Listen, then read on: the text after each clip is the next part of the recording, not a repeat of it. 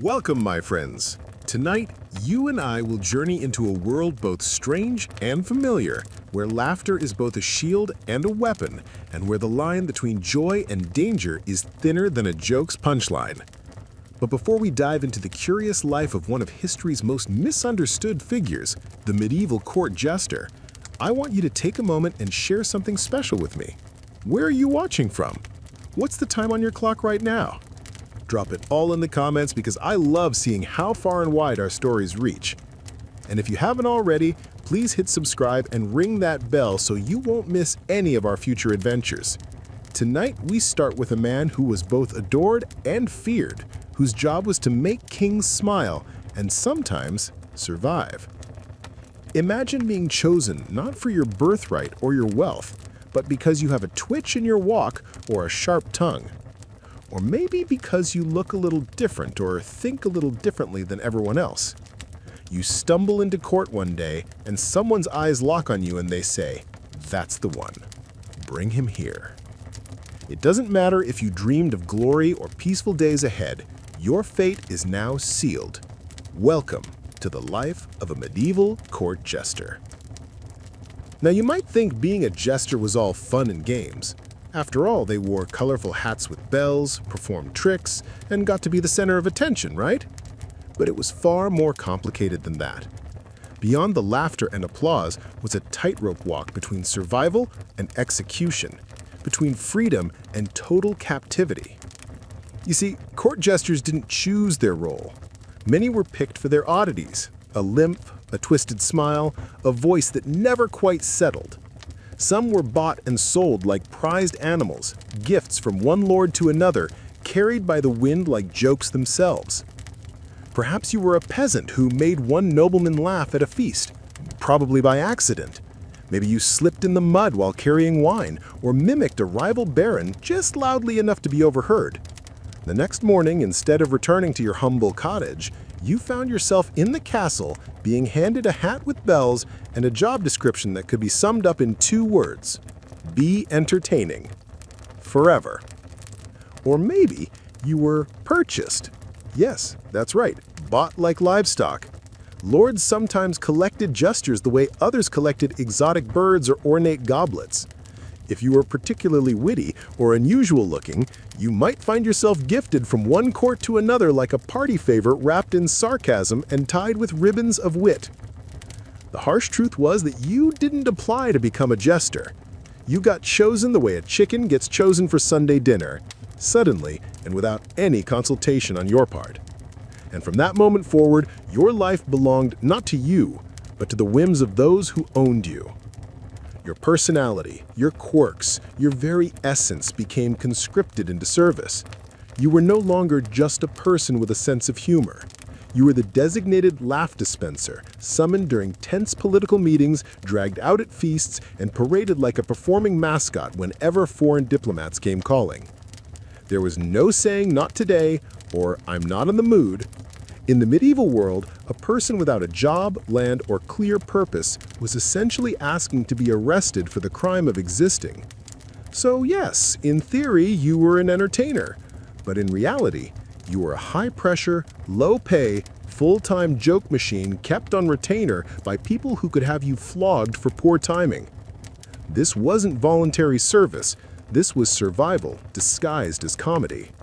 You performed because the alternative was returning to a life of back-breaking labor in the fields, or worse, being mistaken for a vagrant and ending up in the stocks.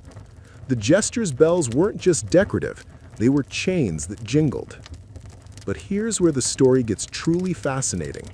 Within this world of forced entertainment and mandatory mirth, some of the most complex and dangerous relationships in medieval society took root.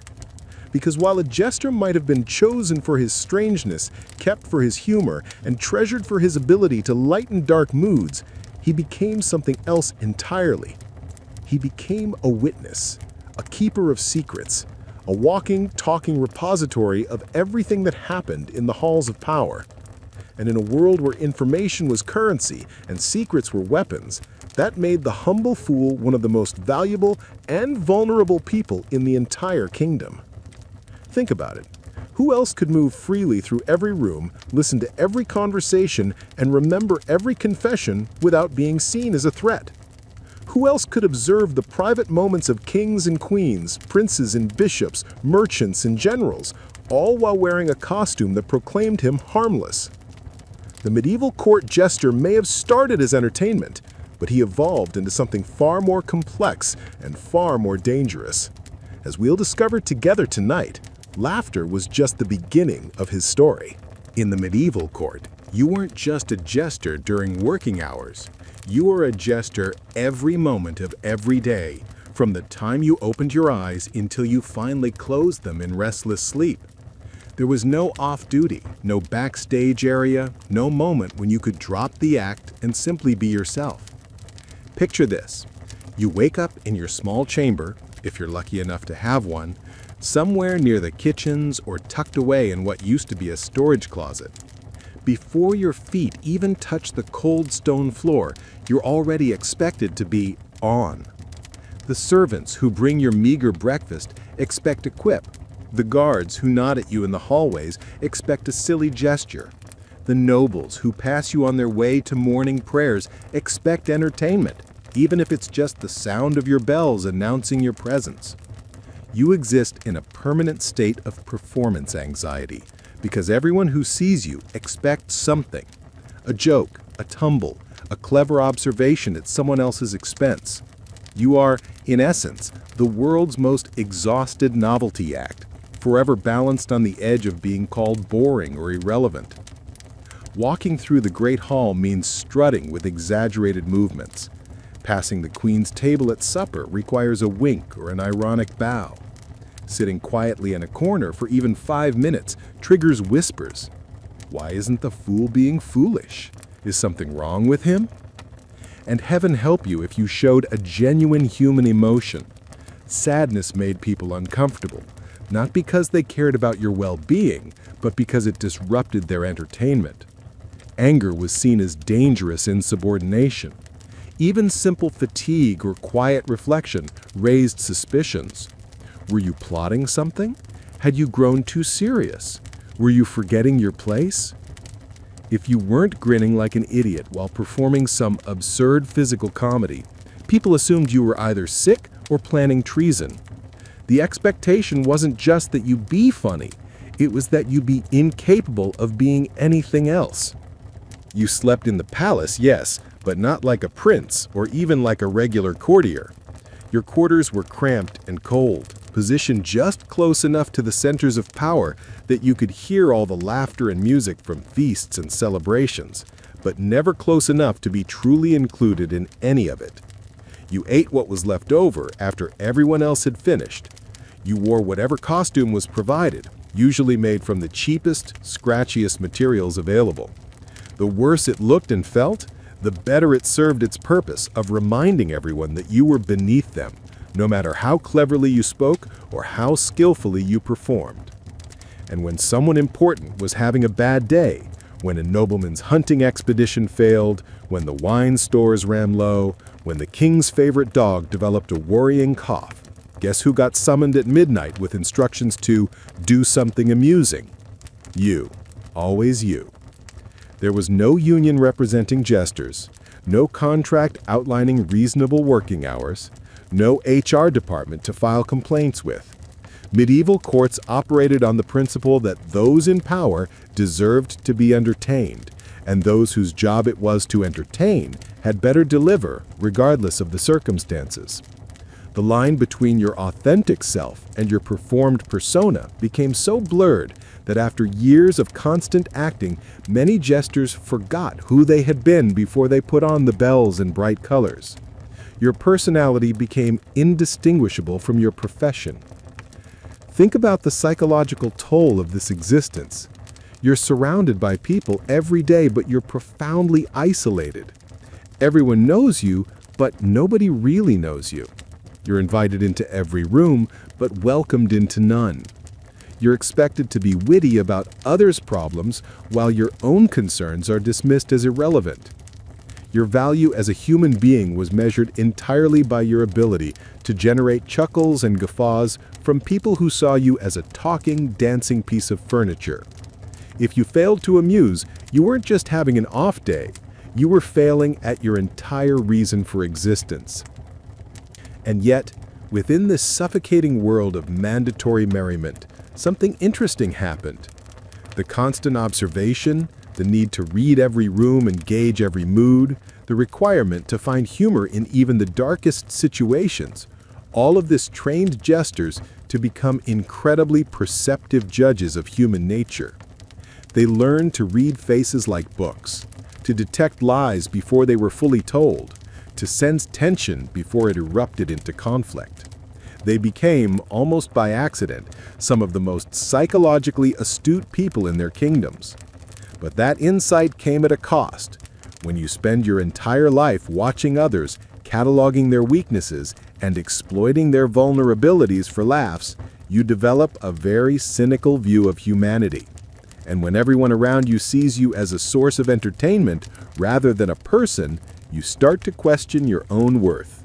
Being funny in a medieval court wasn't like cracking jokes at a modern dinner party.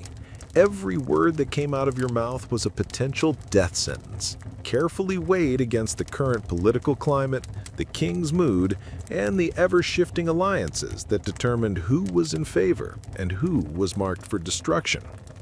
Imagine walking into a room where making the wrong person laugh could get you executed, but failing to make anyone laugh could get you executed too. Welcome to the daily reality of a court jester, where the line between acceptable humor and treasonous mockery changed by the hour. Your job was to mock, tease, and comment on everything: kings, queens, clergy, visiting dignitaries, court officials, but never too harshly, never too directly, and absolutely never at the wrong moment. One misplaced joke about the king's expanding waistline could transform you from the court's beloved entertainer into tomorrow's public execution. And here's the truly maddening part. That line moved constantly. On Monday, the queen might laugh heartily when you make a clever joke about her cousin's gambling problems. On Tuesday, that same cousin is sitting at the royal table, and suddenly your wit becomes an act of diplomatic sabotage. On Wednesday, the queen laughs at the same joke again, but this time the king notices her amusement and grows suspicious. By Thursday, guards are escorting you to a cell for disturbing the peace of courtly decorum. There was no safe subject matter. Politics was risky. One day's acceptable criticism became the next day's sedition. Religion was downright suicidal. Make fun of the wrong bishop, and you might find yourself accused of blasphemy. Physical appearances were dangerous territory. What happened when the person you'd been mocking was suddenly standing right behind you? Royal failures and embarrassments were absolutely forbidden topics, unless they weren't. Sometimes a king wanted to hear jokes about his military defeats because it showed he could laugh at himself. Other times, the same king would have you flogged for mentioning those defeats, because they reminded him of his inadequacies. Some jesters developed an intricate art of truth-telling through layers of metaphor and misdirection. They would couch their social criticism in riddles, animal fables, and elaborate allegories. The rooster with the sharp tongue but no eggs, you might say while juggling, might want to crow less in the morning. Everyone in the room would understand you were talking about a specific nobleman, but the multiple layers of symbolism provided plausible deniability. But even this elaborate system of coded humor was a gamble. If the target of your metaphorical joke was having a particularly bad day, your clever wordplay could still result in a very literal death sentence. If a bishop thought your animal fable implied he was greedy or corrupt, you might find yourself charged with blasphemy, regardless of how cleverly you disguised your meaning. The psychological pressure was immense. You had to be a master reader of facial expressions, body language, and social dynamics. You needed to track the complex web of relationships, rivalries, and allegiances that determined the court's power structure. You had to remember who was married to whom, who owed money to who had offended whom, and how all of these relationships might affect the reception of any given joke. And you had to do all of this while maintaining the appearance of being a simple-minded fool who just happened to stumble into moments of accidental wisdom. The truly skilled jesters learned to turn this dangerous game into a form of protection. By making everyone laugh, including potential enemies, they made themselves valuable enough to keep alive. By spreading their mockery evenly across all social classes and political factions, they avoided appearing to favor any particular side in the court's endless power struggles. But the margin for error was razor thin.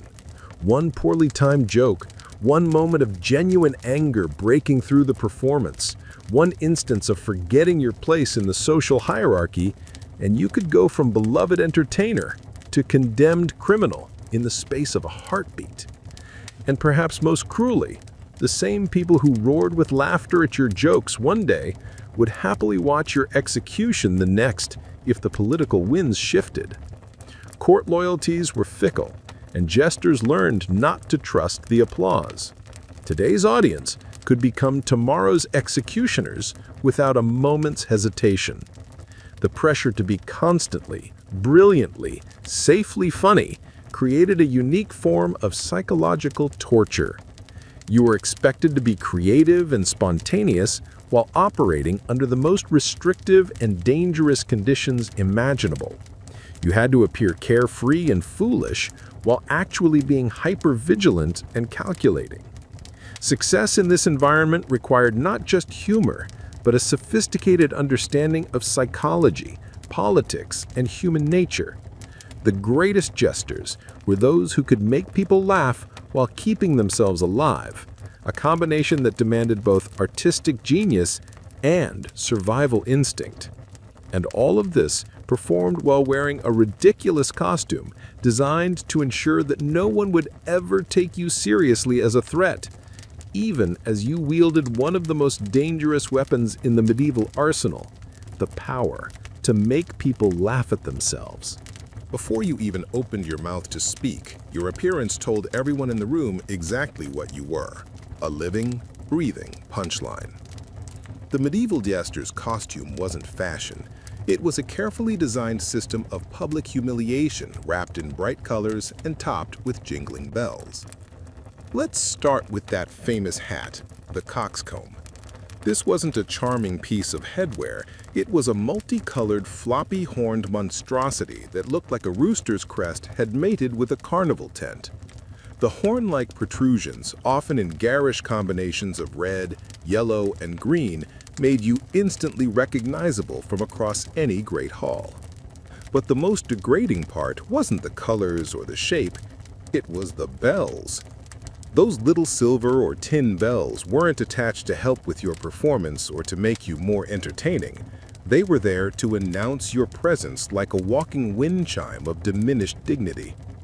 Every step you took, every gesture you made, every turn of your head produced that distinctive jingling sound that marked you as the court's designated object of amusement. Your tunic was an assault on both the eyes and any sense of personal dignity.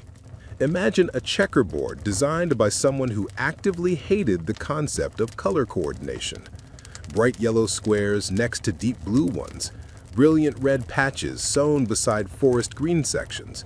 Combinations so jarring that no sane tailor would ever create them for a paying customer.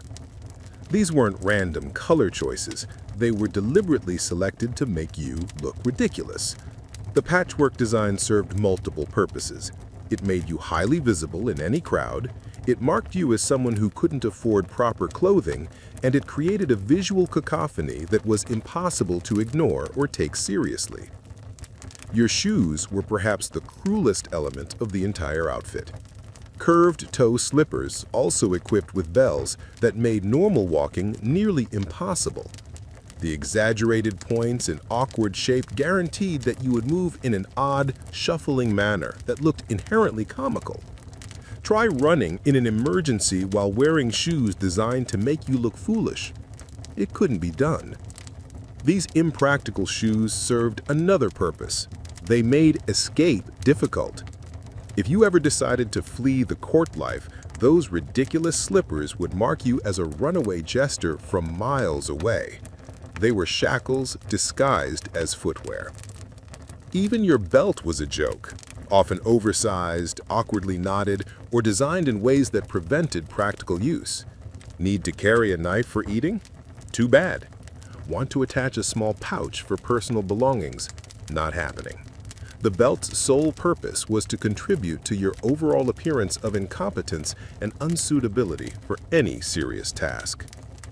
While the nobles around you dressed in fine velvet, silk, and fur-trimmed robes with gold thread embroidery, your costume was constructed from the cheapest available materials. If the fabric was scratchy, heavy, or prone to staining, it was perfect for jester wear. The worse it felt against your skin, the better it served its purpose of reminding you of your low status.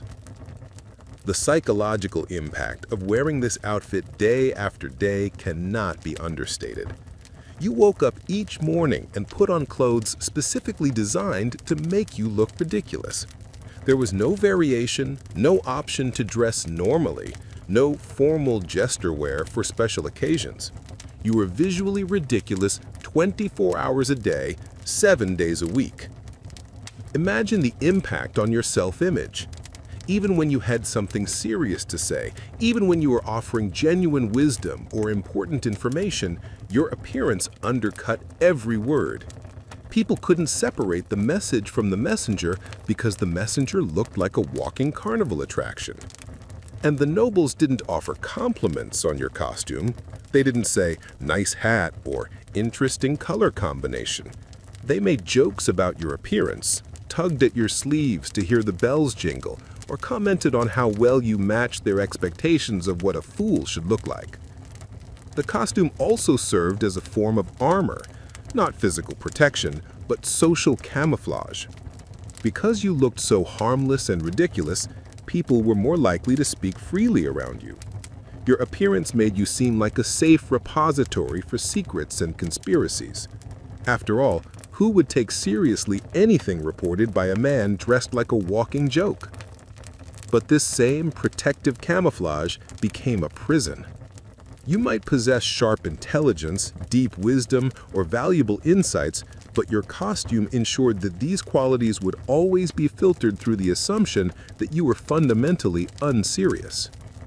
Your clothes became your identity in the most literal sense. When people saw you approaching, they didn't think, "Here comes John," or "There goes William." They thought, "The fool is coming." Your humanity was subsumed by your function, and your function was announced to the world through every bright patch, every jingling bell, every absurdly curved shoe. The medieval jester's costume was more than clothing. It was a daily reminder of your place in the social hierarchy, a barrier between you and respectability, and a constant advertisement for your role as the court's designated object of amusement. You slept under the same roof as kings and queens, ate food from the same kitchens that fed dukes and bishops, and walked through halls decorated with tapestries worth more than entire villages. Yet despite this proximity to ultimate power and luxury, you remained as distant from true belonging as a shadow is from the light that creates it. Your room, if you were fortunate enough to have one, was typically a converted storage space tucked away in the servants' quarters, close enough to the centers of power that you could be summoned at any hour, but far enough away to reinforce your status as a useful object rather than a valued person.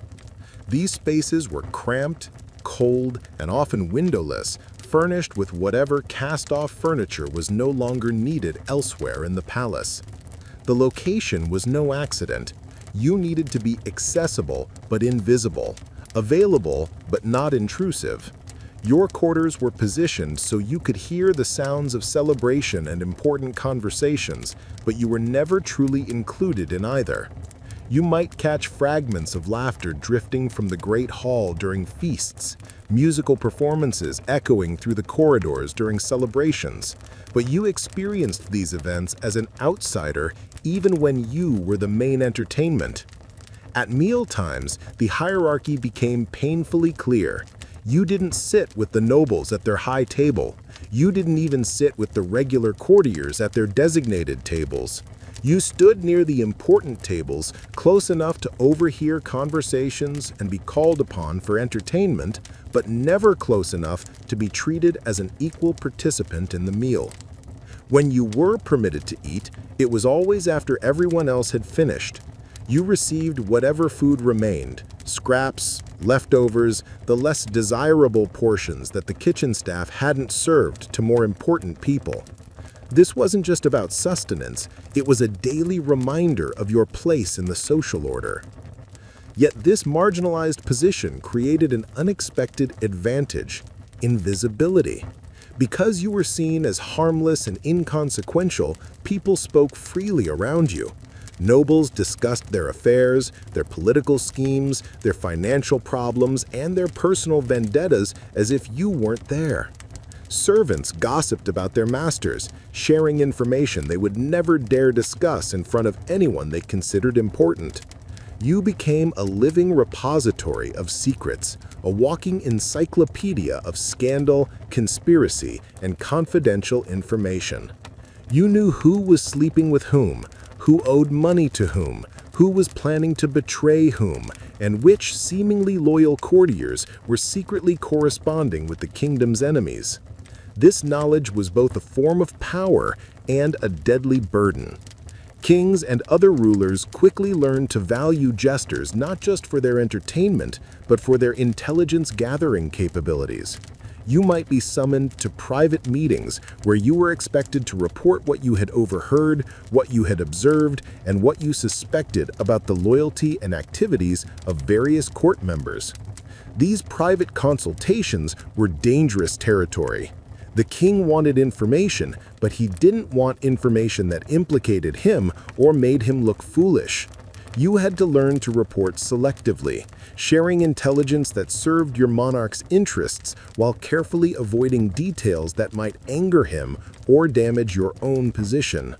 The irony was bitter. Everyone in the court knew you were the king's informal spy, but they continued to speak freely around you anyway. Perhaps they thought their own secrets weren't important enough to matter, or perhaps they believed you were too simple-minded to understand the significance of what you heard. More likely, they simply couldn't break the habit of treating you as a piece of furniture that happened to make noise occasionally. This created a strange social dynamic. Nobles and courtiers would smile at you, laugh at your jokes, and even show you apparent affection, but they never trusted you. They knew you were listening, they knew you were reporting, but they seemed unable to modify their behavior accordingly. Meanwhile, servants and lower-level staff didn't trust you either. To them, you were uncomfortably close to power, someone who might report their complaints or small acts of rebellion to the authorities. You were too elevated for them to confide in, too connected to the ruling class to be considered a reliable ally. You existed in a social no-man's land, too low for the nobility to accept as an equal, too high for the servants to trust as a friend. You were a professional outsider, welcomed into spaces where others couldn't go, but never truly belonging in any of them. The psychological toll of this isolation was enormous. You were constantly surrounded by people, but profoundly alone. You knew everyone's secrets, but had no one to confide your own troubles to. You were valued for your usefulness, but never loved for yourself. This isolation bred a particular kind of wisdom, the understanding that comes from observing human nature without being fully part of it. But it also created a deep cynicism about human relationships and motivations, a knowledge that all your interactions were fundamentally transactional rather than genuine. Imagine waking up every morning knowing that your entire day would be judged by how many times you could make people laugh. Not just once or twice, but constantly, consistently, brilliantly. Every conversation, every encounter, every moment when someone important might be watching became a performance review where failure meant more than just disappointing your audience. It could mean losing your position, your security, or even your life. This was the relentless reality of being a court jester. You weren't allowed to have off days, quiet moods, or moments of genuine sadness. Your job description could be summed up in 2 words: be hilarious. Always. Under every circumstance, regardless of what was happening in your personal life or in the kingdom around you. Did the Duke just bury his 3rd wife? Doesn't matter. You still needed to juggle and crack jokes at the funeral feast. Was the kingdom facing invasion from neighboring forces? Irrelevant. The court needed entertainment to distract from their anxiety. Did you wake up with a splitting headache and a broken heart? Too bad. Someone important was bored and required amusement immediately. The pressure was unlike anything we can imagine today. Modern entertainers perform for specific periods, then retreat backstage or go home to their private lives. They have scheduled breaks, vacation time, and the understanding that they're human beings with normal emotional needs. Medieval jesters had none of these luxuries. You were expected to be a perpetual fountain of fresh material. That witty poem you spent a week crafting? Wonderful! Now write 12 more before lunch. The clever impersonation that brought down the house? Great! Now do 3 different courtiers, the visiting bishop, and pretend to trip over a goose while you're at it, and make it all look spontaneous and effortless. The creative demands were crushing. Your audience consisted of the same people day after day, and they wanted novelty. Repeat a joke, and you'd hear murmurs about the fool losing his edge.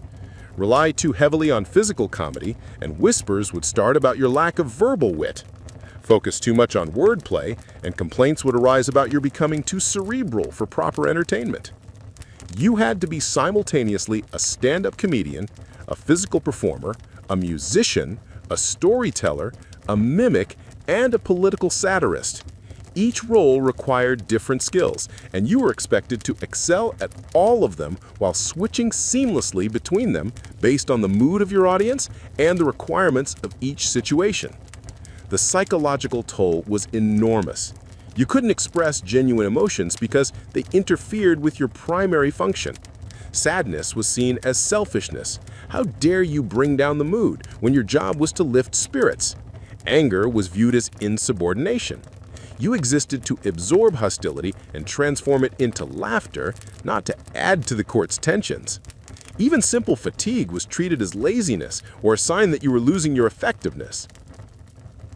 If you showed any real human vulnerability, people became uncomfortable, not because they cared about your well-being, but because you were failing to fulfill your role as an emotional support system.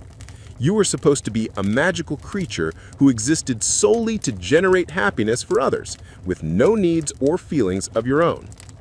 Your value as a human being was measured entirely by your entertainment output. Have a good day with lots of laughs? You were valuable, appreciated, possibly even loved in the shallow way people love a favorite pet or possession. Have a bad day where the jokes fell flat? You were worthless, disappointing, potentially disposable. This created a vicious cycle where your mental health deteriorated under constant pressure, making it even harder to be genuinely funny, which increased the pressure and criticism, which further damaged your psychological state. You learned to bury your authentic self so deeply that eventually you might forget it had ever existed. Many jesters dealt with this by turning their pain into material. Your heartbreak became a source of melancholy jokes. Your fear transformed into self-deprecating humor. Your loneliness evolved into observations about human nature that could be packaged as entertainment. You learned to mine your own suffering for comedy gold, turning every personal tragedy into public amusement. The really skilled jesters learned to hide their pain so well that even they sometimes forgot it was there. They built such elaborate personas that the line between performance and reality disappeared entirely. The jester's mask became their face, and their face became a mask. But beneath all the laughter and applause, behind all the clever wordplay and physical comedy, was often a person slowly dissolving under the weight of constant expectation. Someone who had forgotten how to be genuinely happy because they had spent so long manufacturing happiness for others. The medieval court's demand for constant entertainment created some of history's most talented performers, but at a cost that we're only beginning to understand. These were people who sacrificed their authentic selves on the altar of others' amusement, who transformed their humanity into a commodity that could be consumed by those more powerful than themselves. In the medieval court, your life didn't just depend on your ability to be funny. It depended on your ability to read the emotional weather patterns of some of the most unpredictable and dangerous people in the kingdom. And chief among these was the king himself, a man whose moods could shift like storm clouds, and whose displeasure could mean the difference between a good day and a very final day. Medieval monarchs weren't known for their emotional stability. These were individuals who wielded absolute power over life and death, who were constantly surrounded by people trying to manipulate or deceive them, and who lived under the enormous pressure of ruling kingdoms through warfare, plague, political intrigue, and economic uncertainty. They were, quite frankly, often paranoid, volatile, and quick to anger. One spoiled meal, one piece of bad news from the frontier, one poorly timed sneeze from a visiting diplomat, and the entire atmosphere of the court could transform from celebration to potential execution. And when the king's mood darkened, guess who everyone turned to look at with expectation and barely concealed desperation? You, the jester. Because somehow, in the collective mind of the court, if the monarch wasn't happy, it must be because the designated happiness maker wasn't doing his job properly. This was both illogical and terrifyingly common. You might have spent the morning telling brilliant jokes that had half the court in stitches. You might have delivered 3 perfect performances at breakfast, mid-morning, and lunch. But if the king received word that his army had lost a battle, or if you woke up on the wrong side of the royal bed, suddenly, your entertainment efforts were deemed insufficient. The whispers would start immediately. Perhaps the fool didn't lighten the tension enough during yesterday's council meeting. Maybe the jester's jokes were in poor taste and actually worsened His Majesty's disposition. Has the fool been slacking in his duties?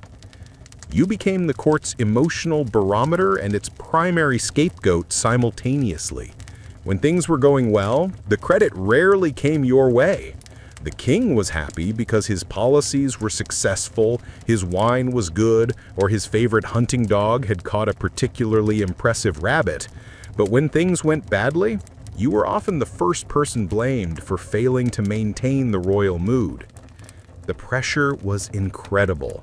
You had to become an expert in reading facial expressions, body language, and the subtle environmental cues that indicated the king's emotional state. Was he sitting more rigidly than usual? Had his voice taken on a particular edge when addressing his advisors? Were his servants moving more carefully around him than normal? These tiny details could mean the difference between approaching with humor and staying as far away as possible. Sometimes the expectations were explicit and terrifying. A page would appear at your door in the middle of the night with a simple message: His Majesty is displeased. Your presence is required immediately.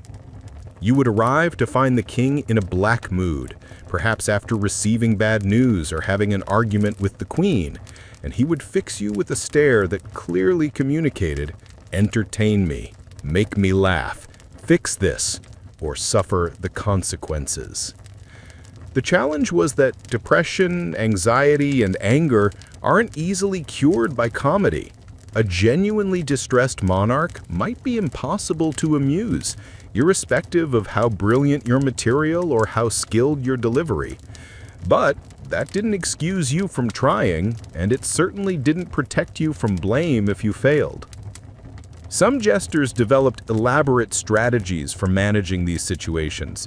They learned to gauge the king's mood and adjust their approach accordingly. Light, silly humor for minor irritations, self-deprecating jokes to deflect attention from the king's problems onto safe targets, physical comedy to engage the king's attention without requiring him to think about complex wordplay, historical references or familiar stories to provide comfort through predictability. But even the most skilled psychological manipulation couldn't guarantee success. Kings were human beings with complex emotional lives, and sometimes they were simply inconsolable. A jester might deliver the performance of his lifetime and still face criticism for failing to improve the royal disposition. The truly paranoid monarchs would sometimes interpret a jester's failure to cheer them up as evidence of disloyalty or conspiracy. If the court fool couldn't make the king laugh, perhaps it was because the fool secretly wanted the king to remain unhappy. Perhaps the jester was in league with enemies who benefited from royal distress. Perhaps the failure to provide adequate entertainment was actually a form of passive rebellion. These suspicions could be deadly. More than one jester found himself accused of treasonous incompetence, charged with deliberately failing to fulfill his duties as part of some larger plot against the crown. The evidence? He had told jokes that weren't funny enough to overcome the king's bad mood. Your survival depended not just on your talent, but on your ability to navigate the dangerous waters of royal psychology while maintaining the appearance of harmless simplicity. You had to be brilliant enough to consistently entertain, wise enough to read complex emotional situations, and careful enough to avoid triggering the suspicions of powerful, unstable people who held your life in their hands. The cruelest aspect of being a medieval court jester wasn't the physical discomfort of ridiculous clothing, or even the constant threat of punishment for failed entertainment. It was the complete erasure of your individual identity, the transformation of a human being into a living symbol that could never be allowed to step outside its designated role. Once you were labeled the fool, that became your entire existence. There was no promotion available, no career change possible, no retirement plan waiting at the end of your service. You weren't John the Jester or William who happened to work as a fool. You were simply the fool. A function rather than a person, a role rather than an individual. This wasn't just a job you could quit when you grew tired of it. Medieval society didn't offer the luxury of career mobility that we take for granted today. When you became a jester, you became trapped in that identity for life. The bells, the bright colors, the constant expectation of humor, these weren't temporary accessories you could remove at the end of a workday. They became part of who you were, 24 hours a day, until death finally released you from the performance. Even if you aged, grew sick, or lost the physical ability to perform the more demanding aspects of jesting, you remained the fool. You might become a slower fool, a sadder fool, a fool with fewer teeth and less energy, but you were still expected to fulfill the basic requirements of the role. Courts didn't have retirement communities for worn-out entertainers.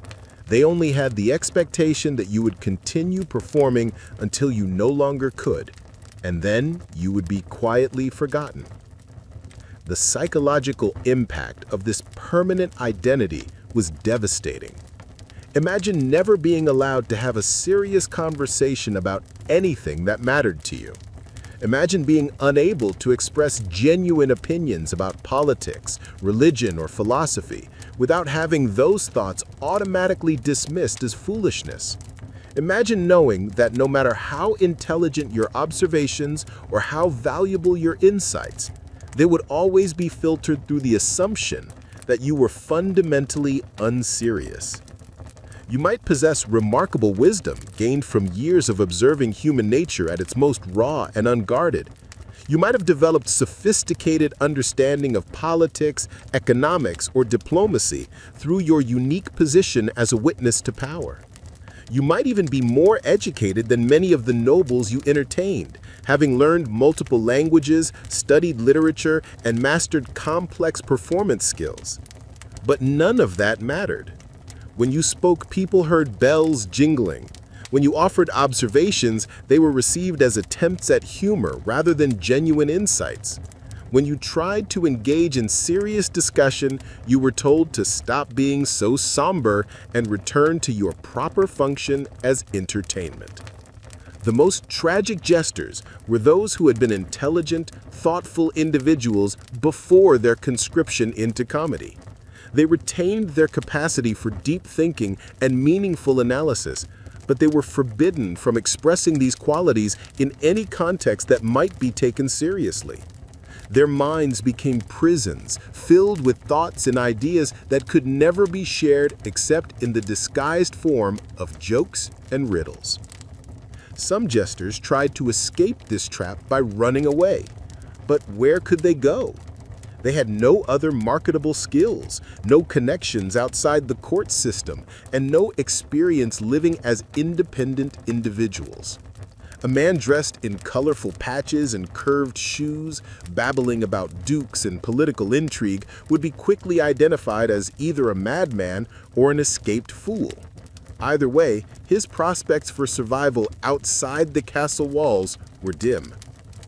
Others attempted to leverage their position into something more meaningful, perhaps by becoming genuine advisors or confidants to sympathetic nobles. But these efforts were always constrained by the fundamental requirement that they remain entertainers first and human beings second. Even the most enlightened ruler who valued their jester's counsel would still expect that counsel to be delivered with humor and humility. The truly tragic cases were the jesters who had forgotten they had ever been anything else.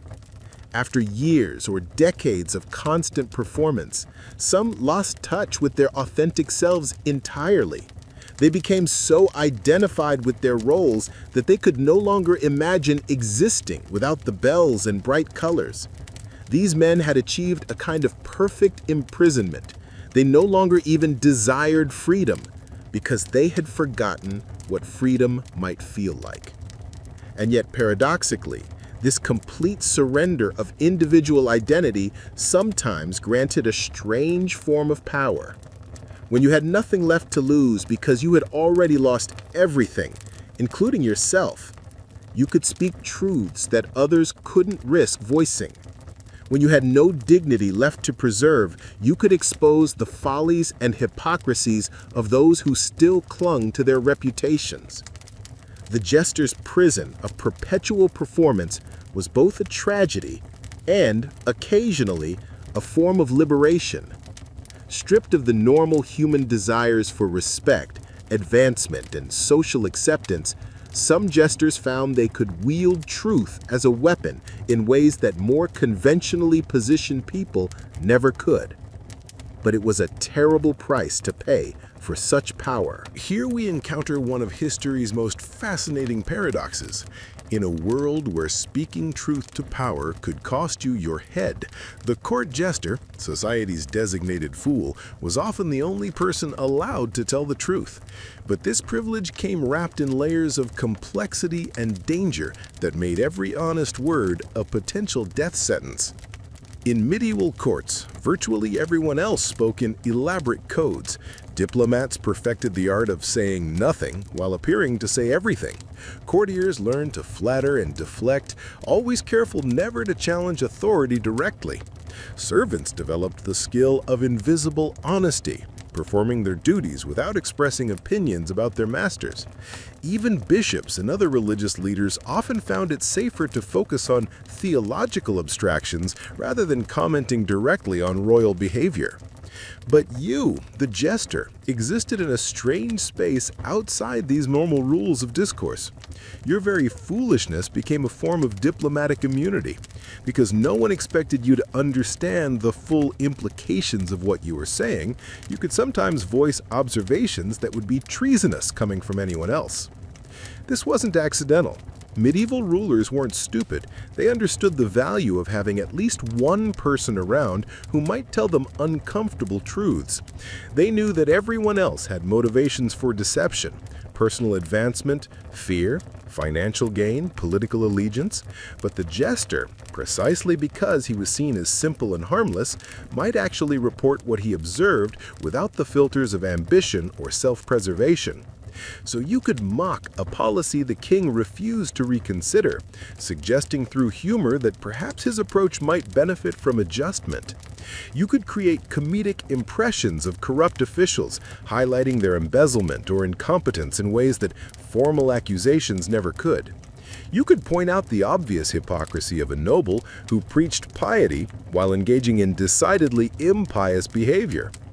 But, and this was always the crucial caveat, you could only do this as long as everyone, including you, maintained the fiction that these weren't serious criticisms. They were just jokes, harmless entertainment, the silly observations of a simple-minded fool who didn't really understand the significance of what he was saying.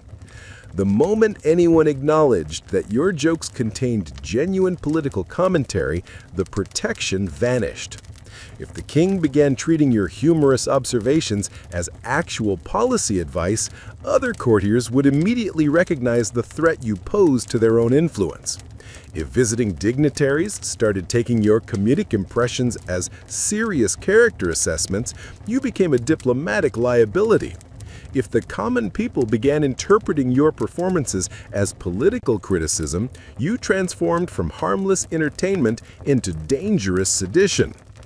You walked an impossibly narrow tightrope, balanced between comedy and execution, required to be truthful enough to maintain your value while remaining foolish enough to preserve your safety. Too little truth, and you became just another generic entertainer with no special worth. Too much truth, or truth delivered too directly, and you became a threat that needed to be eliminated.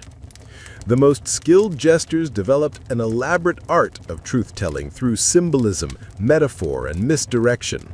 They would craft animal fables that everyone understood referred to specific court members, but which provided plausible deniability for both the teller and the audience. They would create songs about historical figures that bore suspicious resemblances to contemporary politicians. They would develop running jokes about mythical kingdoms that seemed remarkably similar to current political situations. This coded form of communication became so sophisticated that some jesters essentially operated as underground journalists, reporting on corruption and incompetence through carefully disguised entertainment. Their audiences learned to decode the messages hidden within the comedy, understanding that tonight's routine about a greedy merchant might actually be exposing real financial misconduct by a specific official. But the system only worked because everyone participated in the collective pretense that these were innocent jokes rather than serious accusations. The king could laugh at a routine that highlighted his minister's corruption while pretending not to understand its real meaning. The minister could smile politely while being satirized, maintaining his dignity by treating the performance as harmless foolishness. The audience could enjoy the political commentary while avoiding the responsibility that would come with acknowledging they were witnessing actual investigative reporting. This created a bizarre situation where some of the most important truth-telling in the kingdom happened in the guise of entertainment, performed by people who were officially considered too simple-minded to understand the significance of their own words. You became society's pressure valve, allowing dangerous truths to be expressed and acknowledged without the social disruption that would result from formal accusations or official investigations. Through humor, the kingdom could acknowledge its problems without having to take responsibility for addressing them. But you paid a terrible price for this unique privilege. Living constantly on the edge between truth and treason created enormous psychological stress. You had to be simultaneously honest and deceptive, insightful and simple, brave and careful. The mental gymnastics required to maintain these contradictions while performing under constant scrutiny was exhausting. And always lurking in the background was the knowledge that your protection was based entirely on other people willing to participate in a collective fiction. The moment anyone decided to take your word seriously, your immunity would disappear, and your truthfulness would become your death sentence. By day, you were the court's source of laughter and lightness, a colorful distraction from the serious business of ruling a kingdom. But by night, and in the quiet moments between performances, you served a far more dangerous function. You were the crown's most effective intelligence gatherer, a living surveillance system disguised as harmless entertainment. This transformation from fool to spy wasn't something that happened gradually or by accident. It was an inevitable consequence of your unique position in the court's social ecosystem. Because you were seen as harmless and simple-minded, people forgot you were there. Because you moved freely through all levels of society, from servants' quarters to royal chambers, you heard conversations that were hidden from everyone else. Because your role required you to be always watching, always listening, always alert to the mood and dynamics of your audience, you naturally accumulated an enormous amount of sensitive information. Medieval courts were hotbeds of conspiracy, betrayal, and shifting allegiances. Nobles plotted against each other, and sometimes against the crown itself. Foreign diplomats worked to gather intelligence or sow discord. Merchants attempted to manipulate trade policies for their benefit. Church officials pursued their own political agendas. Servants gossiped about their master's secret activities. And through all of this swirling intrigue, you moved like a ghost, present but unnoticed, listening but supposedly not understanding. You heard confessions that weren't meant to be heard, late-night conversations between cousins about their uncle's legitimacy as heir, whispered discussions between a lord and his steward about moving gold across borders without paying taxes, arguments between husband and wife about political loyalties that differed from their public positions, affairs confessed over wine goblets, bribes negotiated in shadowy corners, military strategies debated by generals who thought they were speaking privately. The information you collected was incredibly valuable, but it was also incredibly dangerous. Kings needed to know about threats to their rule, but they wanted information that served their interests rather than challenged their assumptions. They wanted to hear about their enemies' weaknesses and their allies' loyalty, not about their own mistakes or the growing discontent among their subjects. When the king called you aside for a private conversation, asking you to share what you had overheard, you faced an impossible choice. Tell him everything, and you might report information that would anger him or implicate him in problems he preferred to ignore. Tell him nothing, and you would appear useless, or worse, disloyal. Tell him only selected information, and you risked being caught in the dangerous game of managing what your sovereign knew and when he knew it. You learned to develop sophisticated techniques for reporting intelligence without taking responsibility for its accuracy or implications. You might frame your observations as innocent questions. I wonder why Lord Bartholomew seemed so interested in the castle's grain stores. You might present information as jokes or riddles. They say the bishop's nephew visits the French merchant's daughter quite frequently. Perhaps he's very interested in imported silks. You might report conversations as if you had misunderstood their significance. I heard two men discussing sheep and wolves, but I think they might have been talking about something else entirely. This allowed you to pass along sensitive information while maintaining the fiction that you were too simple to understand its true meaning. If the intelligence proved accurate and useful, the king could act on it. If it proved problematic or embarrassing, he could dismiss it as the confused ramblings of a fool who had misunderstood what he heard. But everyone else in the court knew exactly what you were doing. They understood that the court jester was also the court spy, and they adjusted their behavior accordingly. Some became more careful about what they said around you, though remarkably many continued to speak freely, perhaps believing their own secrets weren't important enough to matter. Others tried to use you as a conduit for information they wanted the king to receive, sharing secrets they actually hoped you would report. A few courtiers attempted to cultivate relationships with you, offering friendship, gifts, or special treatment in exchange for favorable reporting or selective silence. These approaches put you in an even more dangerous position, as accepting such arrangements could be seen as corruption or divided loyalty. The most paranoid nobles treated you with elaborate courtesy while clearly suspecting every interaction. They would smile and laugh at your jokes while carefully monitoring your reactions to their conversations, trying to determine how much you had understood and remembered. Living as both entertainer and intelligence operative created a schizophrenic existence where you constantly shifted between roles and identities. One moment you were juggling fruits and making puns about the weather. The next, you were carefully memorizing details about troop movements or suspicious financial transactions. You had to maintain your foolish persona while exercising the analytical skills of a professional spy. You became an expert at reading between the lines of every conversation. When two nobles discussed hunting arrangements, you learned to recognize when they were actually talking about military alliances.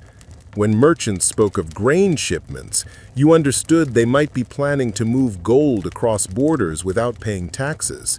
When servants gossiped about their master's secret sleeping habits, you knew they were revealing information about secret affairs that could destabilize political relationships. The art of selective memory became your greatest skill. You had to remember everything you heard, but report only what served your purposes and protected your position. Too much information could overwhelm or anger the king. Too little made you seem useless or disloyal. The perfect balance required you to become a walking, talking intelligence analysis machine, constantly processing conversations, evaluating their importance, and deciding which secrets were worth the risk of sharing. But the most dangerous part of your intelligence work wasn't gathering information. It was the knowledge that everyone else knew what you were doing. Courtiers understood that their conversations might be reported to the king, but they seemed unable to modify their behavior accordingly. Perhaps they believed their secrets weren't important enough to matter. Or perhaps they thought you were too simple-minded to understand the significance of what you heard. This created a peculiar social dynamic where people would smile at your jokes while simultaneously watching your reactions to their private conversations. They would laugh at your entertainment while mentally calculating whether you had overheard anything that might damage them. They treated you with elaborate courtesy while clearly understanding that you were one of the most dangerous people in the court. Your fellow servants didn't trust you either. To them, you were uncomfortably close to power, someone who might report their complaints or small rebellions to the authorities.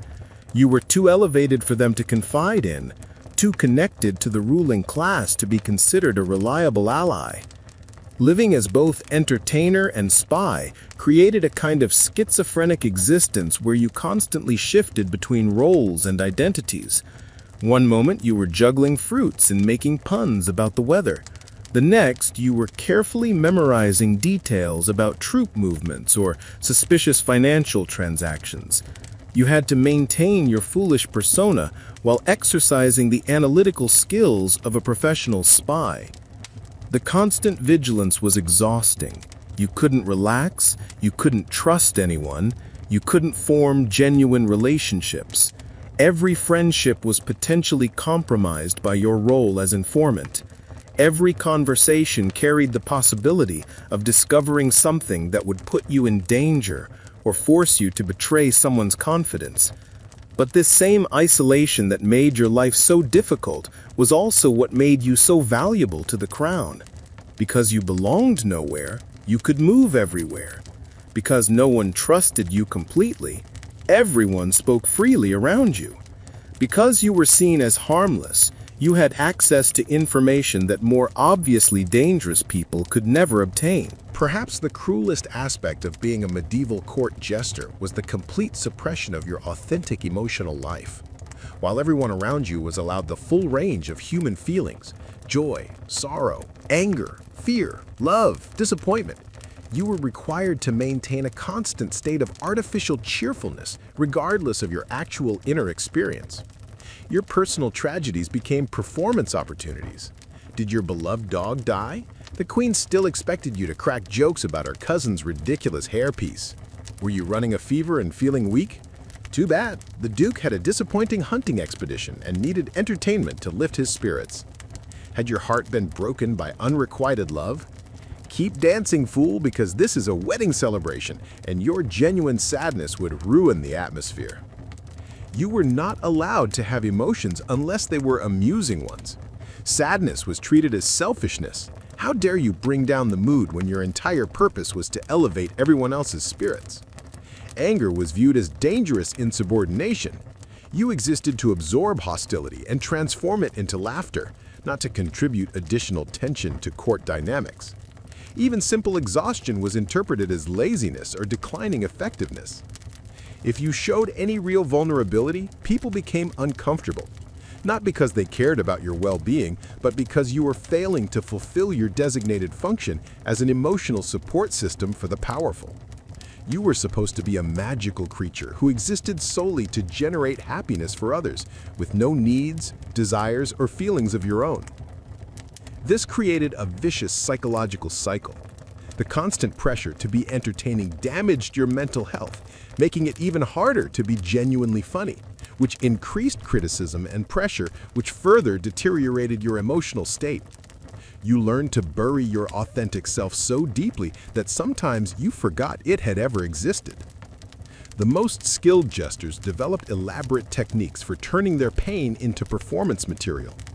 Your heartbreak became the source of melancholy songs that made audiences feel sophisticated and moved.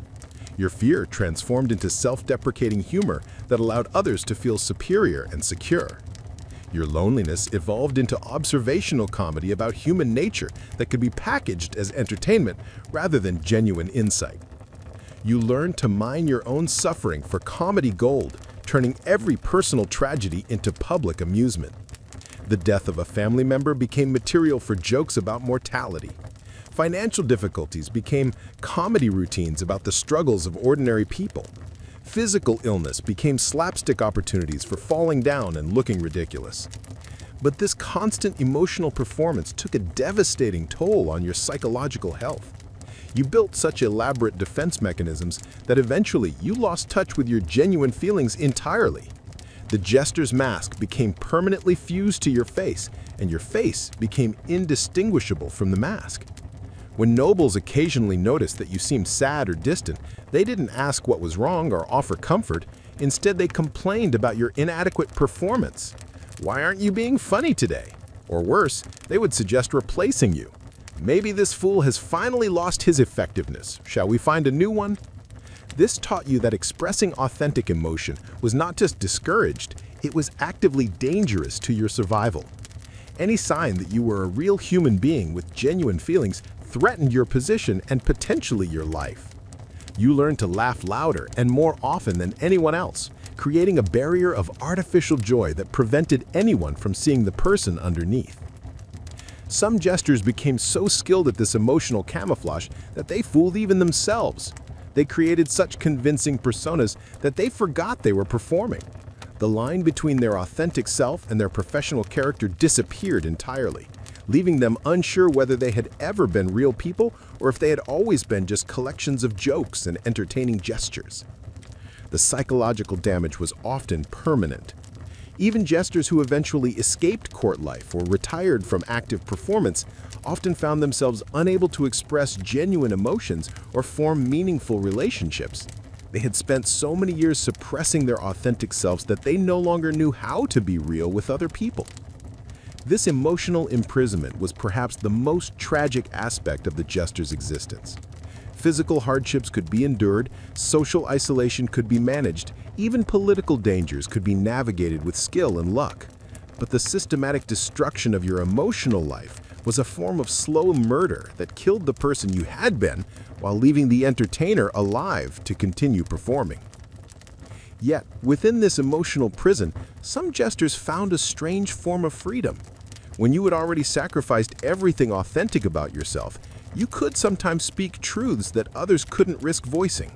When you had no dignity left to lose, you could expose the hypocrisies and absurdities of those who still clung to their reputations and social standing. Medieval kings, as we've established, were not known for their emotional stability or rational decision-making. These were men who wielded absolute power over life and death while living under enormous pressure from warfare, political intrigue, economic uncertainty, and the constant threat of rebellion or assassination. They were, quite frankly, often paranoid, volatile, and prone to explosive anger over seemingly trivial matters. The slightest disruption to royal routine could trigger a crisis that would ripple through the entire court. One bad dream, one poorly prepared meal, one unfavorable weather pattern during an important ceremony, and the king's mood could shift from contentment to murderous rage in the space of a heartbeat. And when the royal temper flared, everyone in the court desperately looked for someone to blame.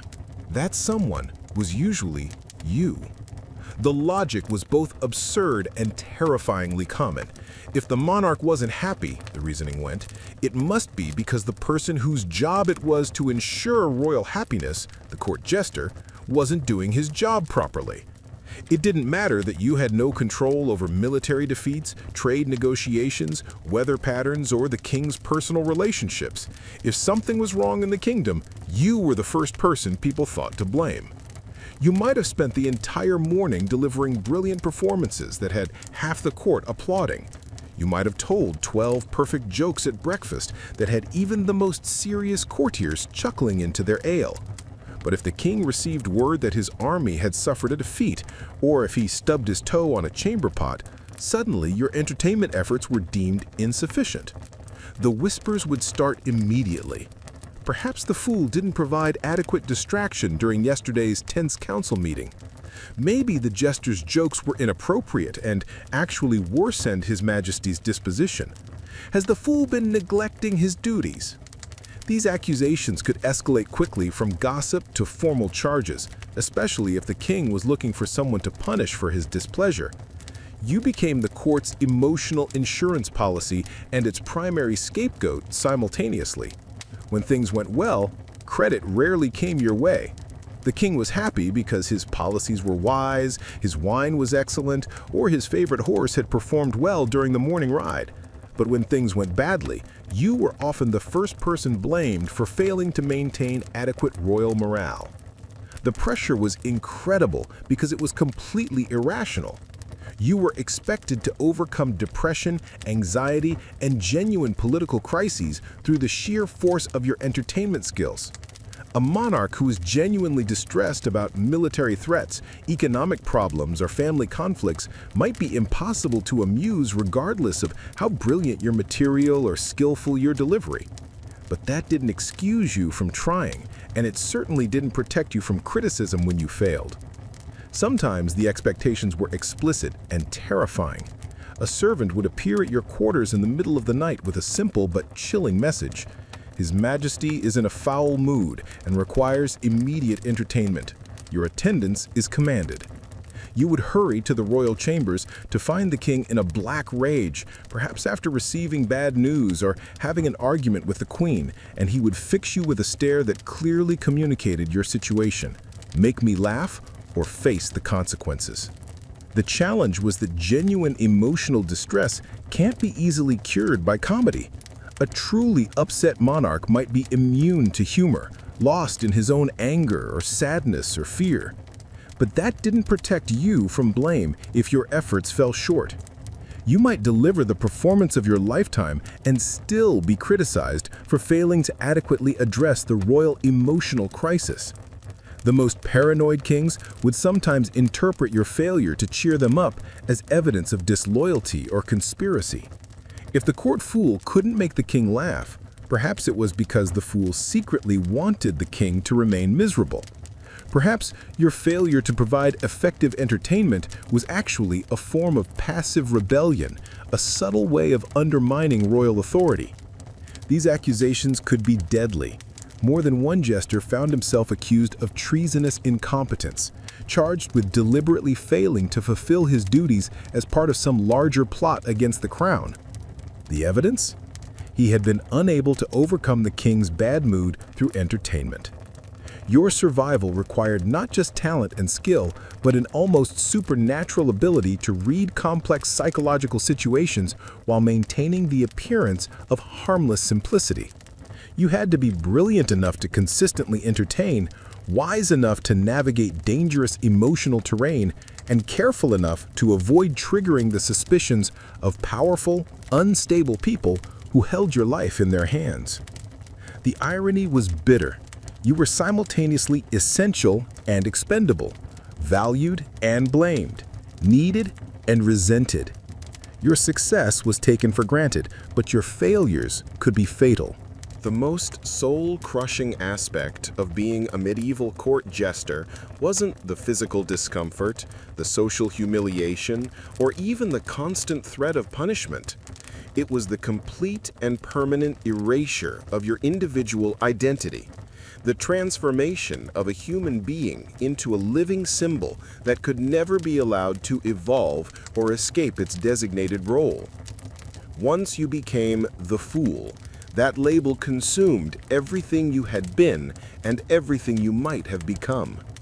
There was no promotion available in the jesting profession, no career advancement opportunity, no retirement plan that would allow you to reclaim your humanity. You weren't John, who worked as a jester, or William, who happened to perform comedy for the court. You were simply the fool, a function rather than a person, a role rather than an individual. This wasn't just a job you could quit when you grew tired of it or wanted to try something different. Medieval society didn't offer the luxury of career mobility that we take for granted today. Social positions were generally fixed for life, and once you had been identified as the court's entertainer, that became your permanent identity, regardless of your other talents, interests, or aspirations.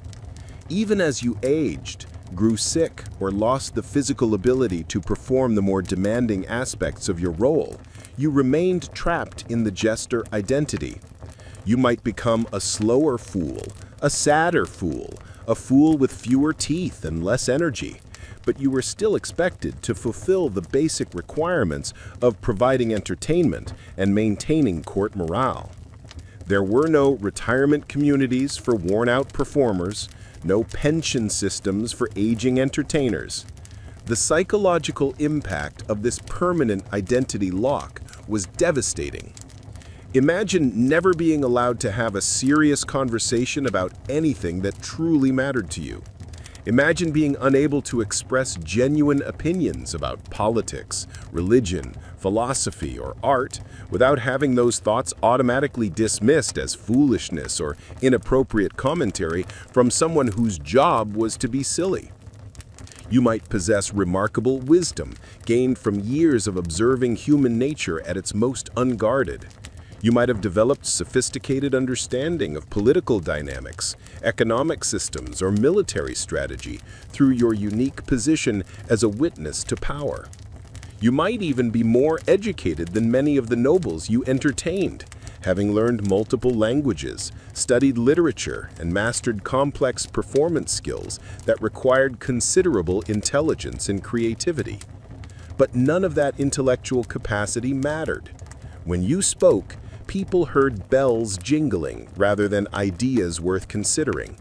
When you offered observations, they were received as attempts at humor rather than genuine insights. When you tried to engage in serious discussion, you were told to stop being so somber and return to your proper function as entertainment. The most tragic cases were jesters who had been intelligent, thoughtful individuals before their conscription into comedy. They retained their capacity for deep thinking and meaningful analysis, but they were forbidden from expressing these qualities in any context that might be taken seriously. Their minds became prisons, filled with thoughts and ideas that could never be shared except in the disguised form of jokes and riddles. Some jesters tried to escape this trap by running away from court life. But where could they go? They had no marketable skills, no connections outside the castle system, and no experience living as independent individuals. A man dressed in colorful patches and curved shoes, talking about dukes and political intrigue, would be quickly identified as either a madman or an escaped fool. Either way, his prospects for survival in the outside world were grim. Others attempted to leverage their position into something more meaningful, perhaps by becoming genuine advisors or confidants to sympathetic nobles. But these efforts were always constrained by the fundamental requirement that they remain entertainers first and human beings second. Even the most enlightened ruler who valued his jester's counsel would still expect that counsel to be delivered with humor and appropriate humility. The truly tragic cases were jesters who eventually forgot they had ever been anything else. After years or decades of constant performance, some lost touch with their authentic selves entirely. They became so identified with their roles that they could no longer imagine existing without the bells and bright colors. These men had achieved a kind of perfect psychological imprisonment. They no longer even desire freedom because they had forgotten what freedom might feel like. And yet, paradoxically, this complete surrender of individual identity sometimes granted a strange form of power. When you had nothing left to lose because you had already lost everything, including yourself, you could speak truths that others couldn't risk voicing. When you had no dignity left to preserve, you could expose the follies and hypocrisies of those who still clung to their reputations and social standing. The jester's prison of perpetual performance was both a tragedy and, occasionally, a form of liberation. But it was always a terrible price to pay for such limited and dangerous influence. Here we encounter one of the most fascinating paradoxes in medieval court life. In a world where speaking truth to power could literally cost you your head, the court jester, society's designated fool, was often the only person allowed to tell the truth. But this privilege came wrapped in layers of complexity and mortal danger that made every honest word a potential death sentence. In medieval courts, virtually everyone else had learned to speak in elaborate codes designed to protect them from accusations of disloyalty or inappropriate criticism. Diplomats perfected the art of saying nothing while appearing to communicate important information. Courtiers mastered the skill of flattery and deflection, always careful never to challenge authority directly or suggest that royal policies might be flawed. Even religious leaders often found it safer to focus on abstract theological concepts rather than commenting directly on the moral implications of royal behavior. But you, the jester, existed in a strange diplomatic immunity zone created by your own apparent harmlessness. Because no one expected you to understand the full implications of what you were saying, you could sometimes voice observations that would be treasonous coming from anyone else. Your very foolishness became a form of protection, as long as everyone, including yourself, maintained the fiction that these weren't actual political criticisms, but merely the innocent observations of a simple-minded entertainer. This arrangement wasn't accidental. Medieval rulers weren't stupid. They understood the value of having at least one person around who might tell them uncomfortable truths. They knew that everyone else had powerful motivations for deception: personal advancement, fear of punishment, financial gain, political allegiance. But the jester, precisely because he was seen as too simple to have a complex agenda, might actually report what he observed without the usual filters of ambition or self-preservation. So you could mock a policy the king refused to reconsider, suggesting through humor that perhaps his approach might benefit from some adjustment. You could create comedic impressions of corrupt officials, highlighting their embezzlement or incompetence in ways that formal accusations never could. You could point out the obvious contradictions between a noble's public piety and private behavior, exposing hypocrisy that everyone could see but no one dared to mention. But, and this was always the crucial limitation, you could only do this as long as everyone maintained the collective pretense that these weren't actual political criticisms, they were just jokes, harmless entertainment, the silly observations of a fool who didn't really understand the significance of what he was saying. The moment anyone acknowledged that your jokes contained genuine political commentary, your protection vanished. If the king began treating your humorous observations as serious policy advice, other courtiers would immediately recognize the threat you posed to their own influence and work to eliminate you. If visiting dignitaries started interpreting your comedic impressions as actual character assessments, you became a diplomatic liability. If common people began understanding your performances as political criticism, you transformed from harmless entertainment into dangerous sedition. You walked an impossibly narrow tightrope, balanced between comedy and execution, required to be truthful enough to maintain your value while remaining foolish enough to preserve your safety. Too little truth, and you became just another generic entertainer with no special worth to justify your privileged position. Too much truth, or truth delivered too directly, and you became a threat that needed to be eliminated. The most skilled jesters developed an elaborate art of truth-telling through symbolism, metaphor, and misdirection that was almost like speaking in code. They would craft animal fables that everyone understood referred to specific court members, but which provided plausible deniability for both the teller and the audience. They would create songs about historical figures that bore suspicious resemblances to contemporary political situations.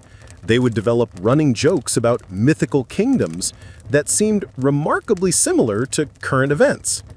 This coded form of communication became so sophisticated that some jesters essentially operated as underground journalists, reporting on corruption and incompetence through carefully disguised entertainment. Their audiences learned to decode the messages hidden within the comedy, understanding that tonight's routine about a greedy merchant might actually be exposing real financial misconduct by a specific government official. But the system only worked because everyone participated in the collective pretense that these were innocent jokes rather than serious accusations.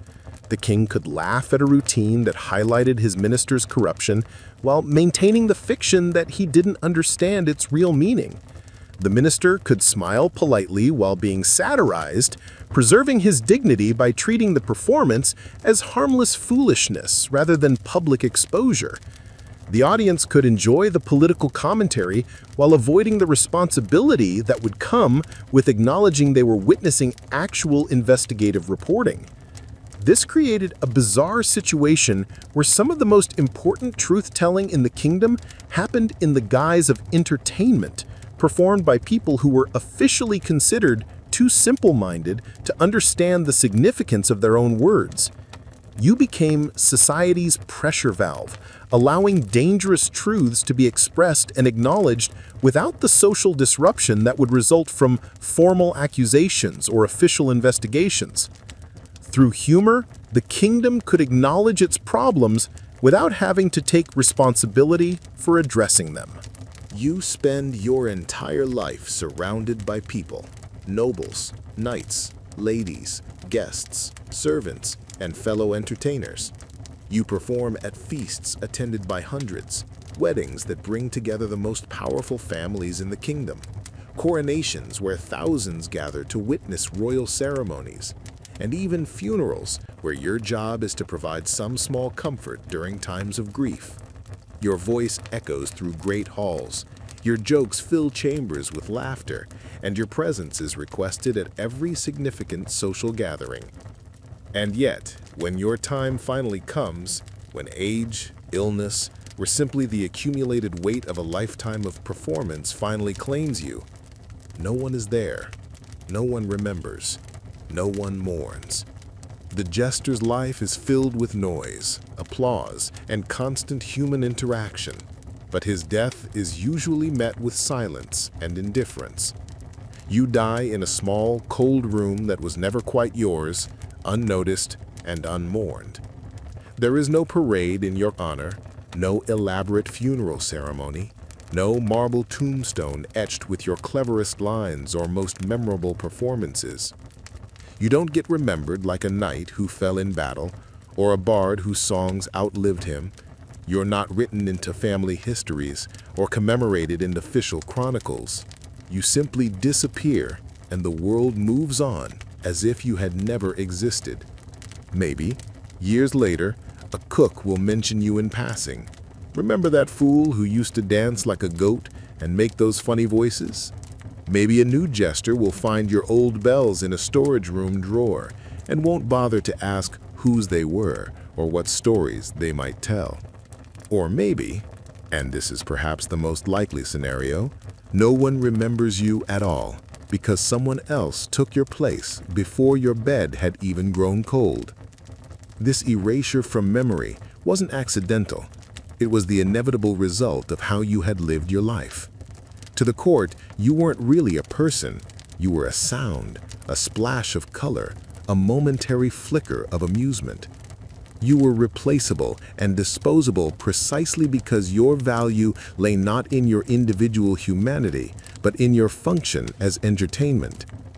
The very quality that had made you valuable during your lifetime, your ability to disappear behind a joke, to become invisible as a person while remaining visible as a performer, was the same quality that ensured you would be forgotten after death.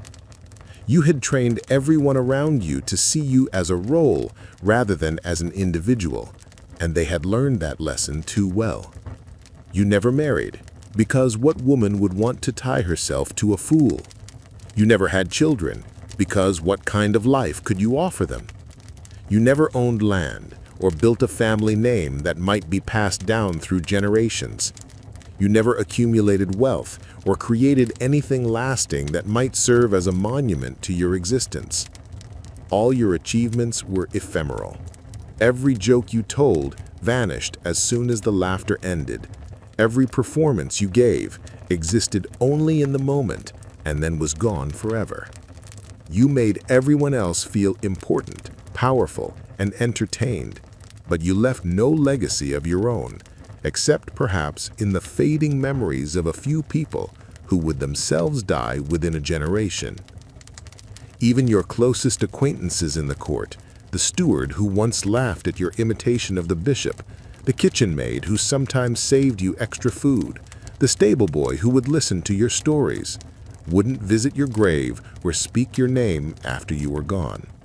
They had their own lives to live, their own survival to worry about, and you were never important enough for them to warrant ongoing remembrance. You might not even be buried in consecrated ground. Fools weren't always considered holy enough for churchyard burial. Too many jokes, not enough prayers. Too much time spent making light of serious matters, not enough time spent in proper religious observance. Your body might be interred outside the church walls, in ground reserved for those who didn't quite qualify for full Christian burial. You lived for their laughter, measured your worth by their momentary joy, and found your purpose in their fleeting amusement. But laughter is the most ephemeral of human experiences. It echoes once through a room and then fades into silence. It cannot be preserved, stored, or passed down to future generations. And when you're gone, the halls grow quiet for perhaps a day or two, until the next fool arrives with his bells and bright colors, ready to juggle for applause and make jokes for the entertainment of people who will forget him just as quickly as they forgot you. So yes, your life brought others moments of cheer and distraction. You made kings forget their worries temporarily, and helped lords set aside their pride for brief intervals. But when your candle finally burns out, there's no crowd gathered to witness its extinction, no fanfare to mark the end of your performance. Just silence, emptiness, and maybe, just maybe, the soft, ghostly jingle of bells that no living person remembers. To the lords and ladies of the medieval court, the jester appeared to be nothing more than entertainment, comic relief in a world dominated by serious matters of politics, war, territorial disputes, and ceremony. He was there to lighten the mood, provide distraction during tense moments, and serve as a colorful backdrop to the real business of running a kingdom. But if you looked more carefully at the jester's true function, you would discover that he wasn't just there to amuse the powerful. He was there to remind them of something they desperately needed to see, but could never acknowledge directly. The jester was a walking contradiction that embodied all the paradoxes of medieval power structures. He was low-born, yet allowed to mock kings. He was powerless, yet capable of speaking truth to power. He was ridiculed and treated as less than human, yet secretly feared for his insight and honesty. He stood at the center of every feast and celebration, jingling and spinning and telling jokes, not to be celebrated himself, but to serve as a mirror that reflected uncomfortable truths back to those who held real authority. His jokes revealed things that no one else dared to say out loud. His puns disguised political commentary that might otherwise be considered treasonous. His mimicry exposed the hypocrisy and absurdity of nobles who took themselves too seriously. And every time he made the room laugh, he also made it squirm with recognition, because somewhere buried within the slapstick and wordplay, there was always a sliver of dangerous truth. The fool was safe to laugh at, until suddenly he wasn't, until he pointed out too much, until his observations became too accurate, until the room realized that this man in bells and patches understood them better than they understood themselves, and that his understanding posed a threat to their carefully constructed self-images. And so the jester became much more than just a performer. He became a symbol, a living reminder that power is fragile, that authority can be ridiculous, that the mighty can be brought low by nothing more than well-placed laughter. He represented the possibility that truth, even when dressed in comedy and delivered by someone society considered worthless, could be more dangerous than any sword or army. In a world obsessed with hierarchy, order, and maintaining strict social boundaries, the jester was the exception that proved the rule. He was the one person who could violate social norms, challenge authority, and expose uncomfortable realities, but only because everyone agreed to pretend that he didn't really mean what he was saying, that he was too simple to understand the implications of his own words.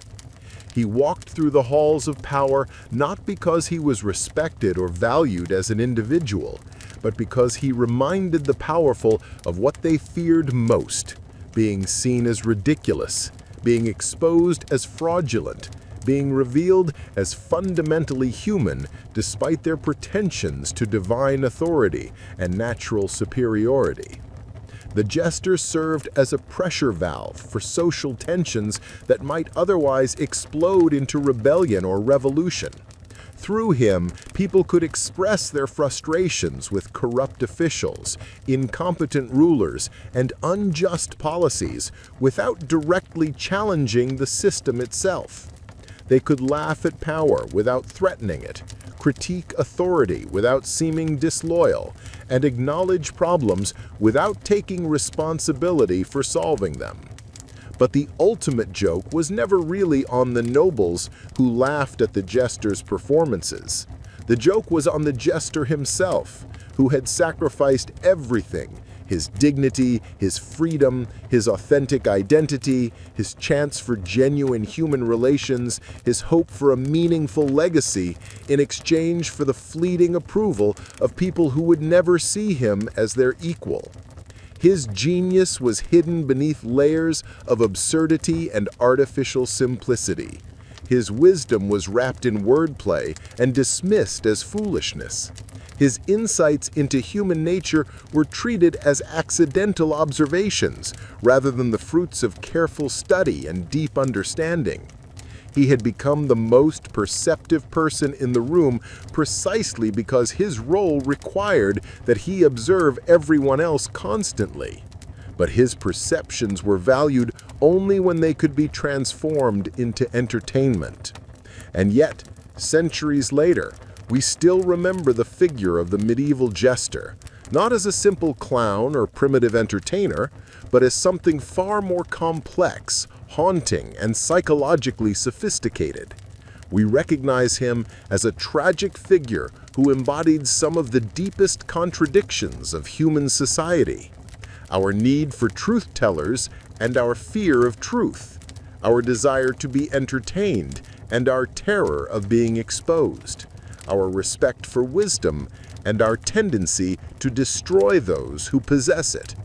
The medieval jester was not just a joke, he was a warning, a cautionary tale about what happens to those who dare to speak truth to power, and a reminder that sometimes the most important voices in any society are the ones that everyone else is too busy laughing at to actually hear. His bells have long since fallen silent, but his echo continues to resonate through every situation where someone dares to point out that the emperor has no clothes and pays the price for that dangerous honesty. Now, my friends, we turn from the dangerous world of medieval jesters to explore another realm where performers walked the knife's edge between celebration and catastrophe, the birth of ancient theater.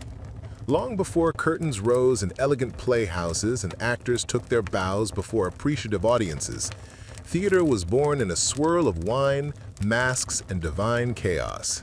It didn't begin with carefully crafted scripts or polite applause. Instead, it emerged from something far more primal and powerful: the human need to become something other than ourselves in service of the gods. In 6th century BCE Athens, theater wasn't just culture or entertainment, it was a form of religious worship that bordered on controlled madness. The earliest dramatic performances emerged during the city Dionysia, a spring festival dedicated to Dionysus, the Greek god of wine, fertility, ritual madness, and theatrical performance. This wasn't a quiet, contemplative religious service. It was an explosion of celebration that filled the entire city with the sounds of sacrifice, music, dancing, and transformation. Citizens flooded into Athens from the surrounding countryside. Livestock was sacrificed to honor the god. Wine flowed like rivers through the streets and temples. And in the midst of this religious revelry, something miraculous began to happen. People started acting, not pretending to be characters in a story, but actually becoming vessels for divine energy and mythological truth. The centerpiece of these early festivals was the dithyramb, a wild, hymn-like chant performed by a chorus of up to 50 men. These weren't actors as we understand them today. They were more like mediums or spiritual conduits, each voice contributing to a collective experience that blurred the line between prayer and performance, between worship and art. Picture this scene: dozens of men moving in perfect rhythm, their faces hidden behind masks, their eyes blazing with religious ecstasy, their voices joined in chants that seemed to channel the voice of Dionysus himself.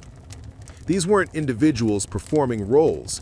They were drops in a divine ocean of sound and movement, each person surrendering his individual identity to become part of something larger and more powerful than any single human consciousness. But then, around 534 BCE, something revolutionary happened. A man named Thespis, and this is why we still call actors thespians today. stepped out of the chorus and spoke as an individual character rather than as part of the collective voice. Just like that, the concept of an actor was born. Imagine how shocking this must have been to the audience. For generations, they had watched choruses perform as unified groups, with no single voice standing apart from the others. Suddenly, here was one man alone on the performance space, claiming to be someone else entirely, speaking with a voice that was neither his own nor part of the divine chorus. It must have felt like blasphemy or magic, or perhaps both at once. The Greeks were immediately captivated by this innovation. What had begun as purely religious ritual started evolving into something that combined spiritual devotion with structured storytelling. Playwrights like Aeschylus and Sophocles would soon refine the form even further, adding second and third actors, introducing complex dialogue, developing sophisticated plot structures, and exploring the idea of dramatic conflict as a way of examining fundamental questions about human existence and divine justice. But even as theater became more sophisticated and literary, it never lost its spiritual core. These early performances took place in massive open-air theaters, carved directly into hillsides, most famously the Theater of Dionysus in Athens, which could hold up to 17,000 spectators. The entire city would gather in these stone amphitheaters to witness something that was simultaneously entertainment, religious ceremony, and civic duty. The scale was overwhelming. Imagine 17,000 people gathered in a semicircle, all focused on a small group of performers whose job was to channel the voices of gods, heroes, and mythological figures. The acoustic engineering was so sophisticated that a whisper from the stage could be heard clearly in the highest seats.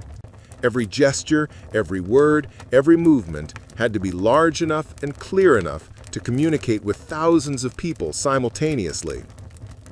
This wasn't intimate theater, designed for small, elite audiences. This was democratic art created for an entire community, from the wealthiest citizens to the poorest farmers. Wealthy individuals even sponsored productions as a form of public service, ensuring that everyone could attend regardless of their ability to pay admission. So no, theater didn't begin in quiet libraries with scholars writing delicate poetry. It arrived loud, chaotic, drenched in wine and powered by the electric energy of thousands of people united in religious celebration. The stage wasn't just a place to pretend. It was a portal connecting the human world with the realm of myth, madness, and divine meaning. As Greek theater matured and evolved beyond its origins in religious festival, it became something unprecedented in human culture, a mirror through which an entire civilization could examine its own deepest fears, moral failures, and fleeting moments of glory. But to truly understand how this transformation happened, we need to explore two elements that became central to the Greek theatrical experience: the development of tragedy as an art form, and the mysterious power of masks to transform both performer and audience. The word tragedy comes from the Greek tragoedia, which literally means goat song, a term whose exact origins remain mysterious and debated by scholars.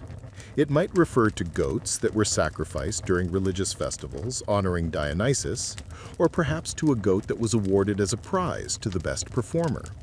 Some historians suggest it might even relate to the goat-like appearance of satyrs, mythological creatures associated with Dionysus, who were often featured in early dramatic performances. But regardless of its etymological roots, by the 5th century BCE, tragedy had crystallized into a formal artistic genre that was structured, poetic, and almost inevitably fatal for its main characters. These weren't light entertainment designed to help audiences forget their troubles. They were profound explorations of fate, betrayal, vengeance, hubris, and the complex relationships between mortals and gods who seemed to treat human beings like playthings in cosmic games of chance and cruelty. Think of the great tragic themes that emerged from this tradition.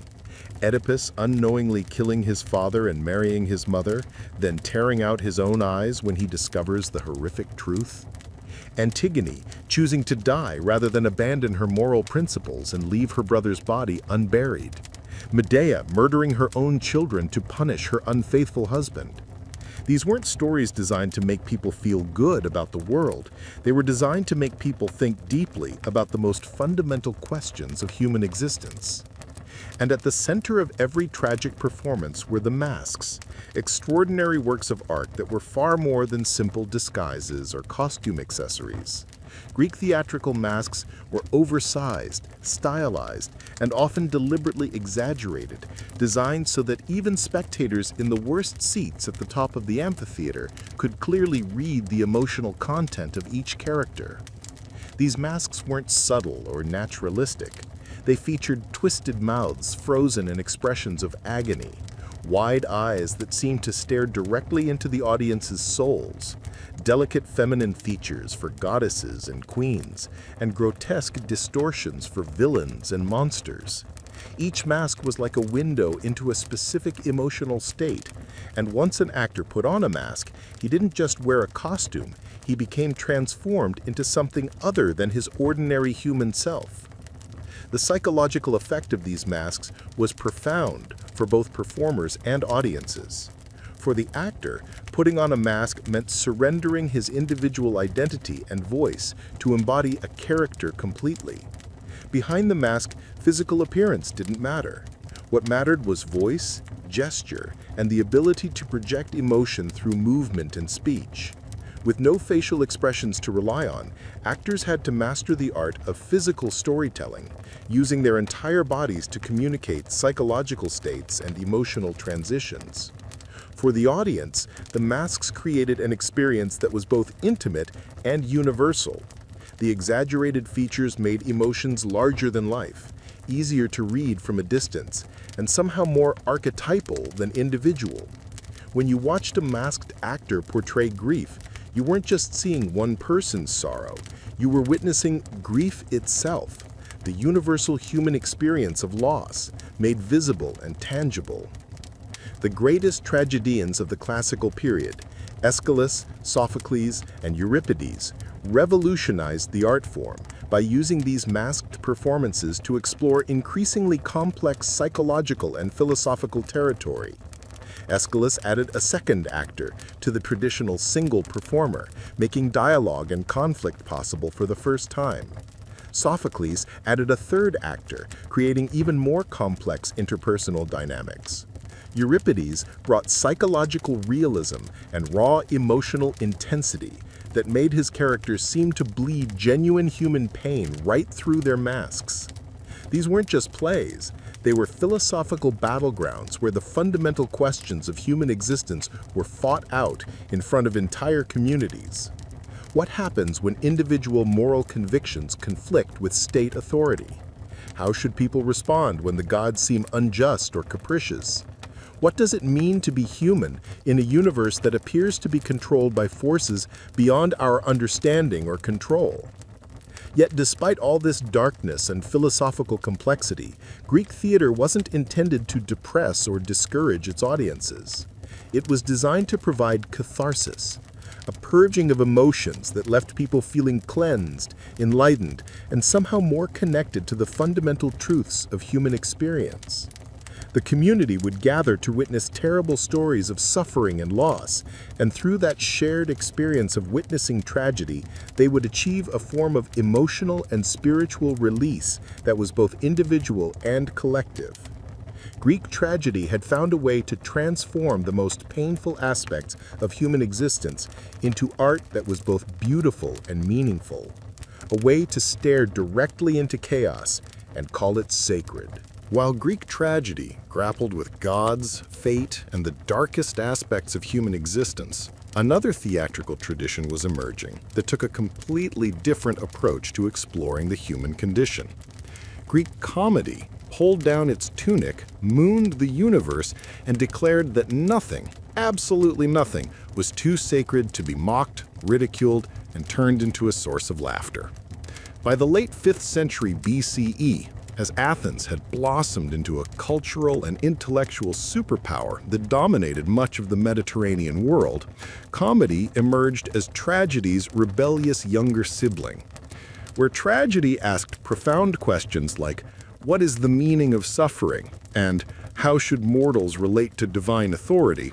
Comedy responded with equally important, but much more irreverent questions like, why is Zeus such a pompous idiot? And wouldn't it be hilarious if women took over the government? The undisputed master of this art form was Aristophanes, a playwright who might be considered the ancient world's equivalent of a combination between Shakespeare, Jon Stewart, and South Park's creators. His plays, works like Lysistrata, The Clouds, and The Frogs, were brilliant, bawdy, and politically explosive in ways that would make modern satirists seem tame by comparison. Lysistrata, for example, tells the story of women who organize a sex strike to force their husbands to stop waging war. It was revolutionary, hilarious, and loaded with political commentary about the futility of military conflict and the power dynamics between men and women. Imagine watching a play where female characters openly discuss their sexual desires, mock male politicians by name, and propose radical solutions to contemporary political problems, all while the entire city, including the politicians being mocked, sits in the audience laughing. Comedy performances were still part of the same religious festivals as tragedies, often performed right after the serious dramatic trilogies. The emotional whiplash must have been extraordinary. Audiences would go from crying over Antigone's tragic death to roaring with laughter as a chorus of dancing sausages mocked corrupt government officials and incompetent military leaders. The masks used in comedy were even more exaggerated than those used in tragedy, featuring grotesquely oversized facial features, bulging eyes, ridiculous noses, and, in the case of male characters, enormous artificial phalluses that guaranteed laughter even from spectators in the cheapest seats. The costumes were padded to make actors look ridiculous, wigs were wild and colorful, and the chorus might appear dressed as anything from frogs to wasps to birds to clouds, depending on what best served the comedic and political purposes of the particular play. But Greek comedy wasn't just slapstick and bathroom humor. It was deeply and dangerously political in ways that would be almost impossible to imagine in most modern societies. Aristophanes attacked warmongers, philosophers, and even fellow playwrights with surgical precision and absolutely no regard for their feelings or reputations. The Clouds, for example, mocked Socrates so ruthlessly and effectively that some scholars believe it contributed to the public mistrust and suspicion that eventually led to the philosopher's trial and execution. Think about the incredible freedom and courage this required. These comedians were performing in front of audiences that included the very people they were mocking. Government officials had to sit and smile while actors ridiculed their policies, their competence, and their personal lives. Military leaders had to endure being portrayed as cowards or fools. Philosophers had to watch their ideas being twisted into absurd parodies. And because these performances were part of religious festivals, walking out would have been not just rude, but potentially blasphemous. As the classical period evolved, Greek comedy itself evolved. New comedy, which developed in the 4th century BCE, softened some of the harsh political satire and focused more on domestic situations, mistaken identities, romantic entanglements, clever slaves outwitting dim-witted masters, and family conflicts that resolved happily. Playwrights like Menander created character types and plot structures that would later influence Roman comedies and eventually become the foundation for Western sitcoms and romantic comedies that we still recognize today.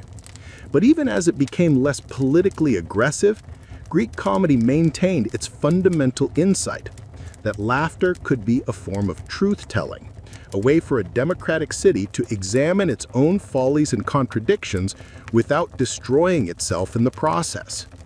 Comedy provided a safety valve for social tensions, a way for people to express frustrations and criticisms that might otherwise build up into dangerous levels of political conflict. Greek comedy was more than entertainment. It was truth-telling disguised as laughter, a democratic city's way of talking to itself through riddles and punchlines, masks and music, dance and defiance. Where tragedy asked, "What is fate and how should we respond to it?" comedy replied, "Isn't it ridiculous how seriously we take ourselves while trying to control things that are completely beyond our power?" And in that laughter, audiences found not just momentary amusement, but a deeper understanding of their own humanity and the absurdities of the world they had created together. When the Romans inherited the theatrical traditions of Greece, they didn't quietly whisper poetry into the wind or engage in subtle philosophical contemplation.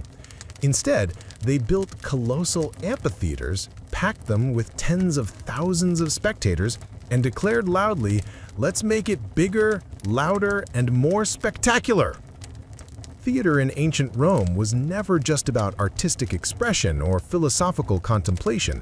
It was about power, performance, and pleasing the masses with increasingly elaborate entertainment that could compete with chariot races and gladiator fights for public attention.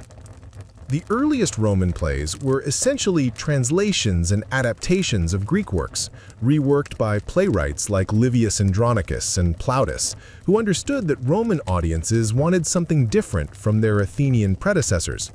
They Romanized the humor, dialed up the physical comedy, simplified complex plots for broader appeal, and created theater that was rowdy, fast-paced, and obsessed with mistaken identities, crude jokes, and ridiculous characters who inevitably ended up running in circles while the audience roared with laughter. Plautus and his successor, Terence, became masters of Roman comedy, transforming it into a genre populated by clever slaves who outsmarted their masters, clueless young lovers stumbling through romantic entanglements, and fathers perpetually in crisis over their children's behavior.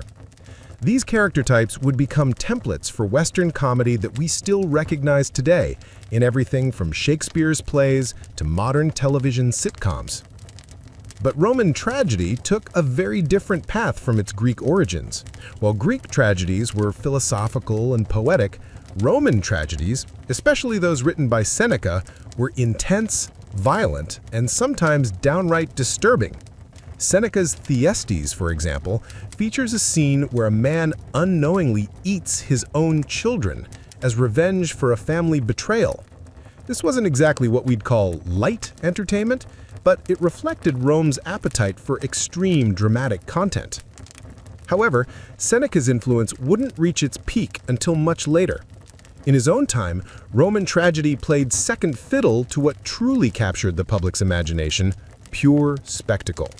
Romans loved blood, noise, and grandeur on a scale that made Greek theaters seem restrained by comparison. Theater productions often had to compete directly with chariot races and gladiator fights for public attention. So, playwrights and producers continually escalated the drama, literally. Roman staging became increasingly elaborate and mechanically sophisticated. Productions featured trapdoors that allowed characters to appear and disappear mysteriously, cranes that could lift actors into the air to simulate divine intervention, and even water effects that could flood the stage for naval battles. Music became omnipresent, often drowning out dialogue entirely, and in some extreme cases, deaths portrayed on stage weren't acted at all.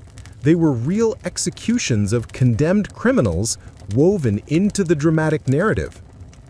For Roman emperors, theater also became a powerful tool of political propaganda. Augustus and Nero used theatrical productions to promote imperial ideology and reinforce their own authority. Nero, in particular, fancied himself a performer and forced audiences to sit through his endless dramatic presentations. Walking out risked execution for insulting the emperor's artistic abilities. Meanwhile, far from the marble stages of Greece and the booming arenas of Rome, entirely different theatrical traditions were flourishing in the East. In ancient India, Theater emerged not from festivals of wine and divine madness, but from the quiet depths of sacred texts and sophisticated philosophical traditions. Indian theater's foundation lies in the Natya Shastra, an ancient Sanskrit treatise attributed to the sage Bharata, dated somewhere between 200 BCE and 200 CE. This wasn't simply a manual on dramatic performance. It was a cosmic blueprint that treated theater as a divine gift to humanity, a method for educating, entertaining, and spiritually elevating audiences simultaneously. The Natya Shastra outlined everything from stage construction and character types to precise hand gestures and the psychological effects of different dramatic elements. It emphasized the concept of rasa, the emotional essence that should be evoked in audiences. Whether the intended feeling was Shringara, romantic love, Karuna, compassion, or Raudra, fury, each dramatic work aimed to stir the soul and guide it towards spiritual enlightenment. Indian performances were elaborate yet disciplined affairs. Actors trained for years to master voice control, precise movements, and mudras, codified hand gestures that could express complex meanings without spoken words. Dialogue was often sung or chanted, and stories drew from epic texts like the Mahabharata and Ramayana, weaving together mythology, morality, and spiritual instruction. In China, theater evolved differently still, unfolding gradually over centuries of musical, dance, and ritual traditions. Chinese theatrical roots stretched back over 3,000 years to the Zhou dynasty, when masked dances called nua were performed to ward off evil spirits in solemn spiritual ceremonies. By the Tang dynasty's 7th to 10th century CE, these ritual elements had evolved into more recognizable theatrical forms that balanced aesthetics, discipline, and philosophical depth. The Tang court, under Emperor Xuanzong, even established the Pear Garden, the first known royal academy for training actors in voice, dance, acrobatics, and gesture. What began as survival instincts, how to hunt, how to defend, how to kill, evolved across the ancient world into something far deeper and more profound. From the wine-soaked festivals of Dionysus to the silent grace of Japanese no masks, from the disciplined combat forms of Shaolin monks to the political satire of Aristophanes, human beings have always sought ways to transform raw experience into meaningful expression. These ancient traditions didn't simply vanish into a historical obscurity. They echo forward through time, reshaping how we tell stories, how we understand conflict, and how we explore the deepest questions of human existence, even today. Their legacy isn't just preserved in dusty museum artifacts or academic treatises, it lives and breathes in every modern stage, screen, and performance space. The Greeks gave us the fundamental structure of storytelling itself. Their innovations, dialogue between characters, dramatic conflict as the engine of plot, character development through action, remain the essential bones of modern narrative. When we watch a 3-act play today, we're hearing Aeschylus whisper across millennia. When we encounter a tragic hero undone by his own pride, we're meeting Sophocles' vision of human nature. Even the concept of breaking the fourth wall, that invisible boundary between performer and audience, was something the Greeks experimented with centuries before Shakespeare. The Romans, for all their love of spectacle over subtlety, gave us something equally important: the idea of theater as mass entertainment designed to serve and influence entire populations. Their massive amphitheaters became architectural models for everything from Shakespeare's Globe Theatre to modern sports stadiums. Their comedies, full of farcical, mistaken identities and bawdy misunderstandings, laid the foundation for Western slapstick comedy and modern situation comedies that still dominate television today. In the Eastern traditions, the impact continues to reverberate through contemporary culture. Indian drama, with its focus on emotional resonance and the careful balance of aesthetic moods, influences not just traditional performance, but classical dance, modern cinema, and even contemporary poetry. The philosophical framework of the Natya Shastra continues to inform Indian storytelling approaches across all media. Chinese opera, with its intricate, color-coded symbolism and highly stylized expression, inspired centuries of visual storytelling techniques. Even modern martial arts cinema owes much to the rhythmically choreographed combat sequences the Chinese opera performers perfected. Meanwhile, Japan's No and Bunraku traditions remain living art forms, still performed and revered today. Their minimalist aesthetic influencing modern directors like Akira Kurosawa and even contemporary Western experimental theater. The influence of ancient puppet theater has multiplied exponentially in our digital age. From traditional shadow plays in Southeast Asia to computer-generated avatars on social media platforms, the fundamental human fascination with animating the inanimate remains as powerful as ever. Puppetry's ability to distill pure emotion into symbolic gesture has influenced everything from children's television programming to avant-garde performance art installations. Similarly, the ancient martial arts traditions that began as survival necessities evolved into sophisticated philosophical systems that continue to shape how we think about conflict, discipline, and self-improvement. In Kalaripayattu, the practitioner learns that the ultimate fighter must also be a healer. In Kung Fu traditions, the greatest battle is always internal rather than external. In ancient Greek pankration, the test was as much about mental endurance and strategic thinking as physical prowess. These martial philosophies taught that true strength lies not in domination over others, but in disciplined mastery of oneself. Combat became a spiritual path where practitioners learned to defeat their own ego, fear, and uncontrolled rage, until what remained was stillness, precision, and purposeful action guided by wisdom rather than mere aggression.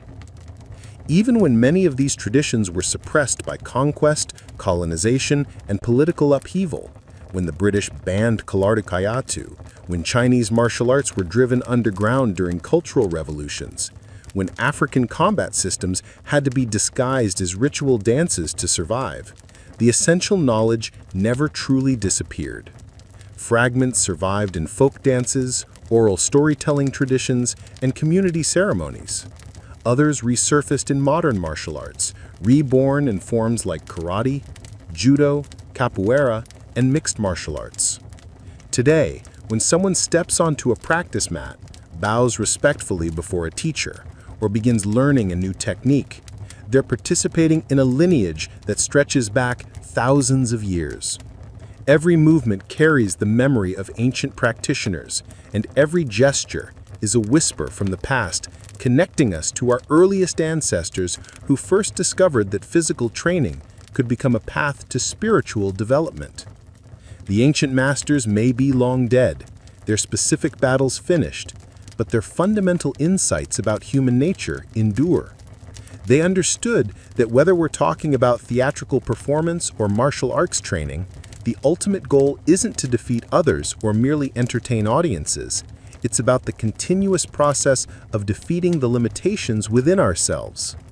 They taught that every art form, regardless of its cultural origin, tells the same essential story. The journey of human beings learning how to be strong not just with their bodies, but with their spirits, their minds, and their capacity for wisdom, compassion, and authentic self-expression. And so, my friends, we reach the end of tonight's remarkable journey together.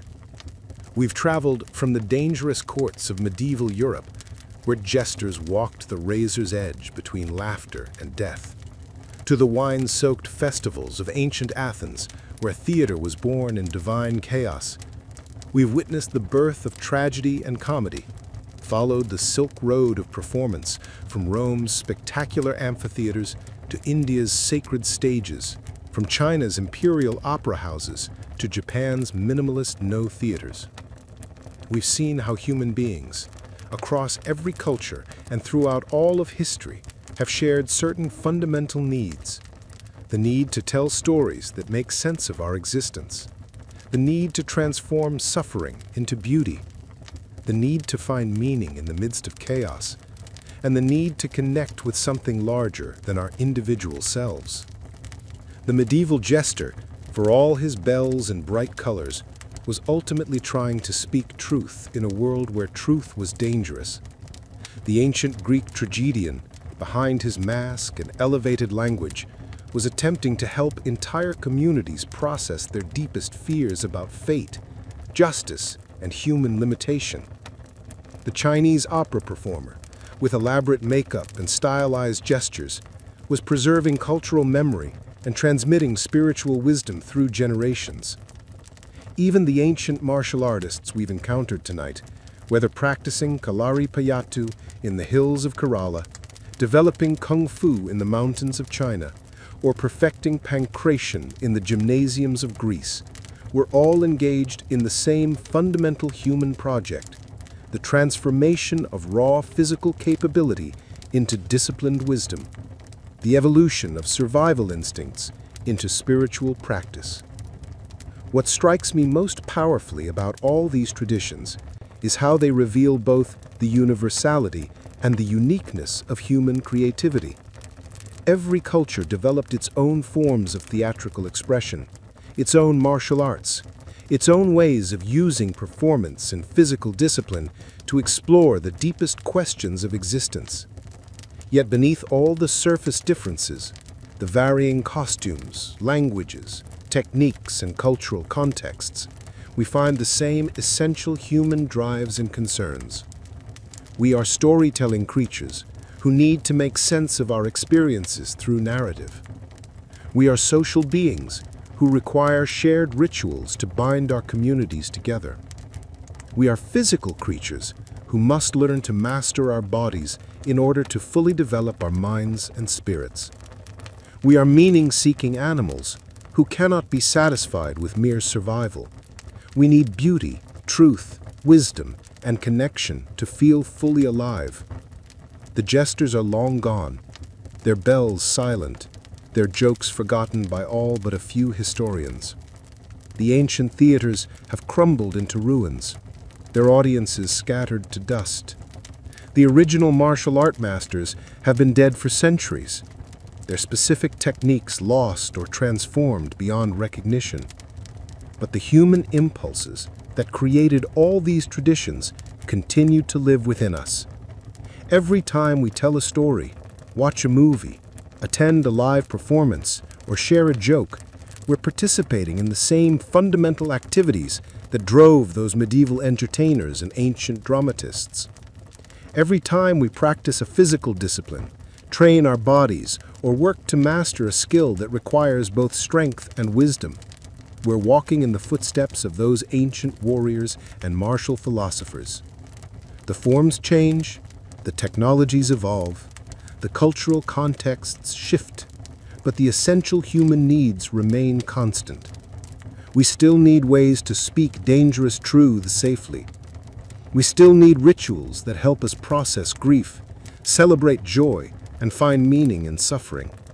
We still need practices that develop not just our physical capabilities, but our character, our discipline, and our connection to wisdom traditions that stretch back to our earliest ancestors. Tonight, as you prepare for sleep, you might find yourself humming a tune, or hearing music in the rhythm of rain on your window, or remembering a story that moved you deeply.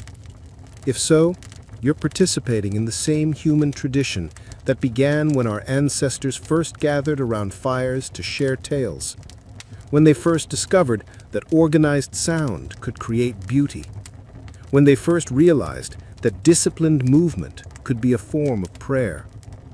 You're part of an unbroken chain of human creativity and spiritual seeking that connects you not just to the jesters and actors and martial artists we've discussed tonight, but to every human being who has ever tried to transform raw experience into something meaningful, beautiful, or wise. The covered wagons have stopped rolling. The Roman amphitheaters have fallen silent. The medieval courts have dissolved into history. But the essential human story continues, and you are part of that story. Your laughter, your tears, your struggles to understand yourself and your world, your efforts to develop strength and wisdom and compassion.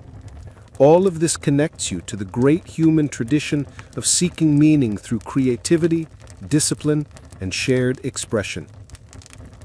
Thank you for taking this long journey with me tonight. Thank you for your curiosity, your patience, and your willingness to explore the full range of human experience across cultures and centuries. If you've enjoyed our time together, please remember to subscribe and share these stories with others who might find them meaningful. Until we meet again for our next adventure through the landscape of human experience, take care of yourselves, take care of each other, and remember that you carry within you the same creative spark that has illuminated the darkness since the first human beings looked up at the stars and wondered what it all means. Good night, my friends. May your dreams be filled with the echoes of ancient wisdom and the promise of stories yet to be told.